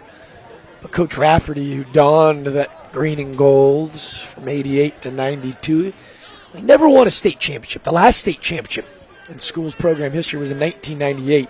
They haven't won a region title in 6 years, since 2018. They look primed and ready to do just such. Before that, West Ashley not done yet. Nice ball to the outside. Caught by Tyler Burnett, his second catch of the night. As you can see, we've got a new quarterback in the game for West Ashley. That was number 5. Actually, a jersey change. It is number 5. He usually wears number 11. That's Ruck Smith, a junior quarterback with a nice dime on the outside. Smith goes back to the air. What a one-handed catch. A senior night moment to remember. We've expressed wanting to give our flowers when due. Chris Doloff, he experienced what seemed to be a season-ending injury in week 1. How about this one-handed catch on senior night? A night to remember. Doloff battled his tail off to be here tonight, and that a moment he surely deserves.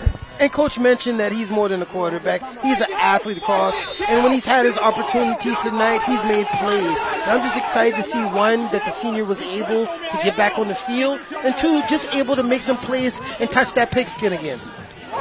Smith tries to snap it for the final time tonight.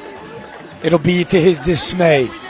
The clock is hit triple zeros, and the number one team in the state continues their reign of dominance.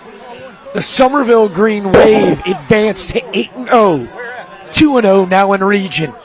Just 2 region wins away from grabbing that first region championship since 2018. You see Will Chitty and the content team getting ready to capture some more footage.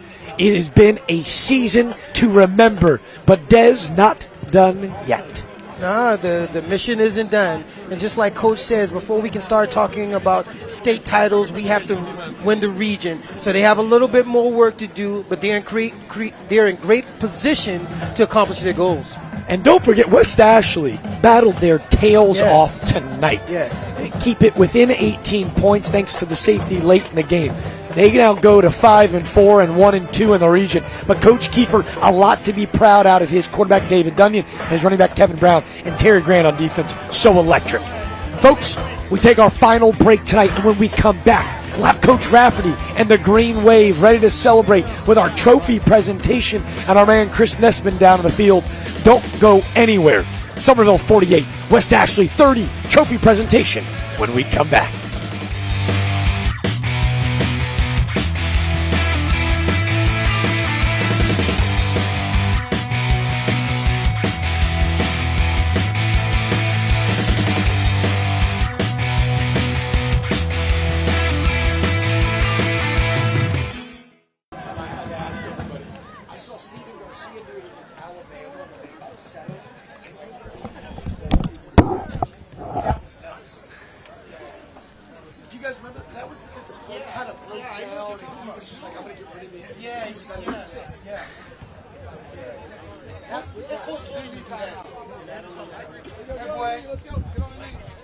It's almost 2024 and you didn't get on the court. It's still live.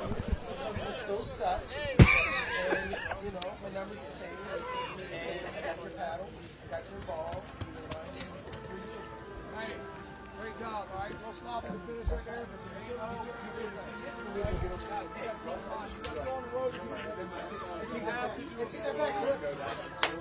I take that back, family. All right, you be honest with yourself. If they didn't have like 12, 15 guys running both ways, that's what we're saying. That's what's done shooting you out. All right? These guys will do a better job of doing this. All right? Again, let me remind you, guys, we're all part of this team. We're all part of this team. Whether you play, you don't play. You can play. I'm a party. That's your fault. All right?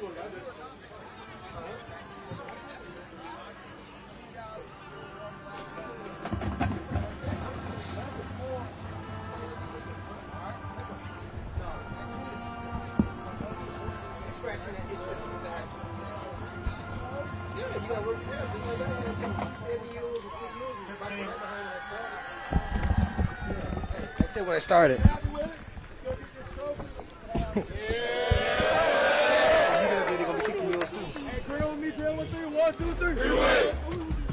Ladies and gentlemen, arguably our favorite read of the night. This week's South Carolina Veteran of the Week is Malik Fowler. During his time in the United States Marine Corps, he excelled in his position as the imagery coordinator and photography chief, leaving a lasting impact through his hard work and dedication. Fowler is currently employed as the photographer and videographer for the South Carolina Department of Employment and Workforce and takes immense pride in capturing moments and bringing them to life through his lens.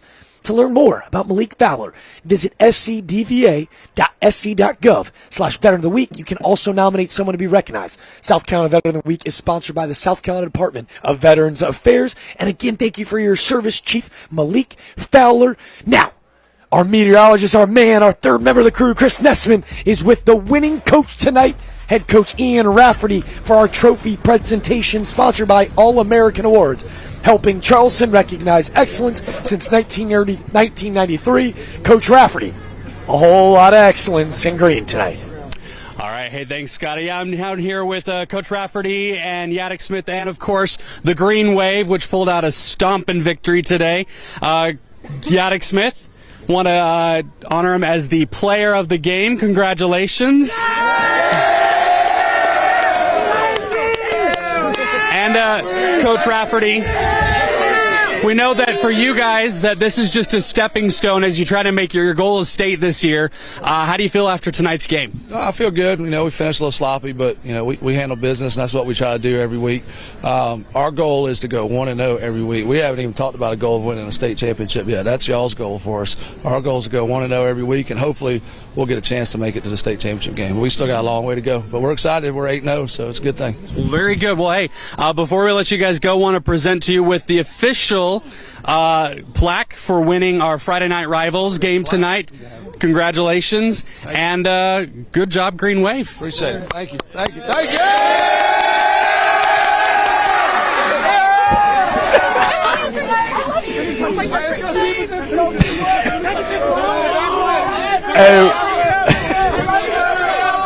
Well, Des, he had the dance moves in the end zone. He had the dance moves in the winning circle with our guy Chris Nessman and head coach Ian Rafferty, Yannick Smith. An absolute treat to watch. The number one team in the state of South Carolina at the 5A level, the Summerville Green Wave. They trounce to a 48-30 victory against region foe, the West Ashley Wildcats. Des, final thoughts. Final thoughts. We was able to see the number one team in the state. They played as well as advertised. I want to give credit to West Ashley, who put on a great performance tonight. They played for 4 quarters, never gave up. A lot of big plays throughout the night from both teams. It was an exciting night of Friday night football. Again, I want to thank Friday Night Rivals, my boy Jack next to me, for giving me the opportunity to talk some football, man. It's been great. It's been fun, and look forward to doing it again soon. The future is bright for you and I, Desi, and let me tell you, it's bright for Friday Night Rivals. We want to, again, before we head out, thank our promotional sponsors. Cannot do them without it. They bring this absolutely incredible event to life. All of our sponsors, Preferred Home Services, Crew Chevrolet, Mr. Sparky, the list goes on, to allow us to give these student athletes the experience of a lifetime. I want to thank our crew for putting on this incredible event. It was all Green Wave tonight. It was all Yannick Smith as they win with a commanding 18-point victory. Want to go make sure you check out all the highlights with ABC Sports 4 tonight at 11:05 with Scott Eisberg and Webb Wright. Lord knows there were enough highlights to last a lifetime. Next week, Berkeley at Stratford, live on My TV Charleston for the final time tonight. On behalf of myself, Jack DeLongshaw, and my guy, Des Brown, we say thank you for tuning in, and we'll see you next week.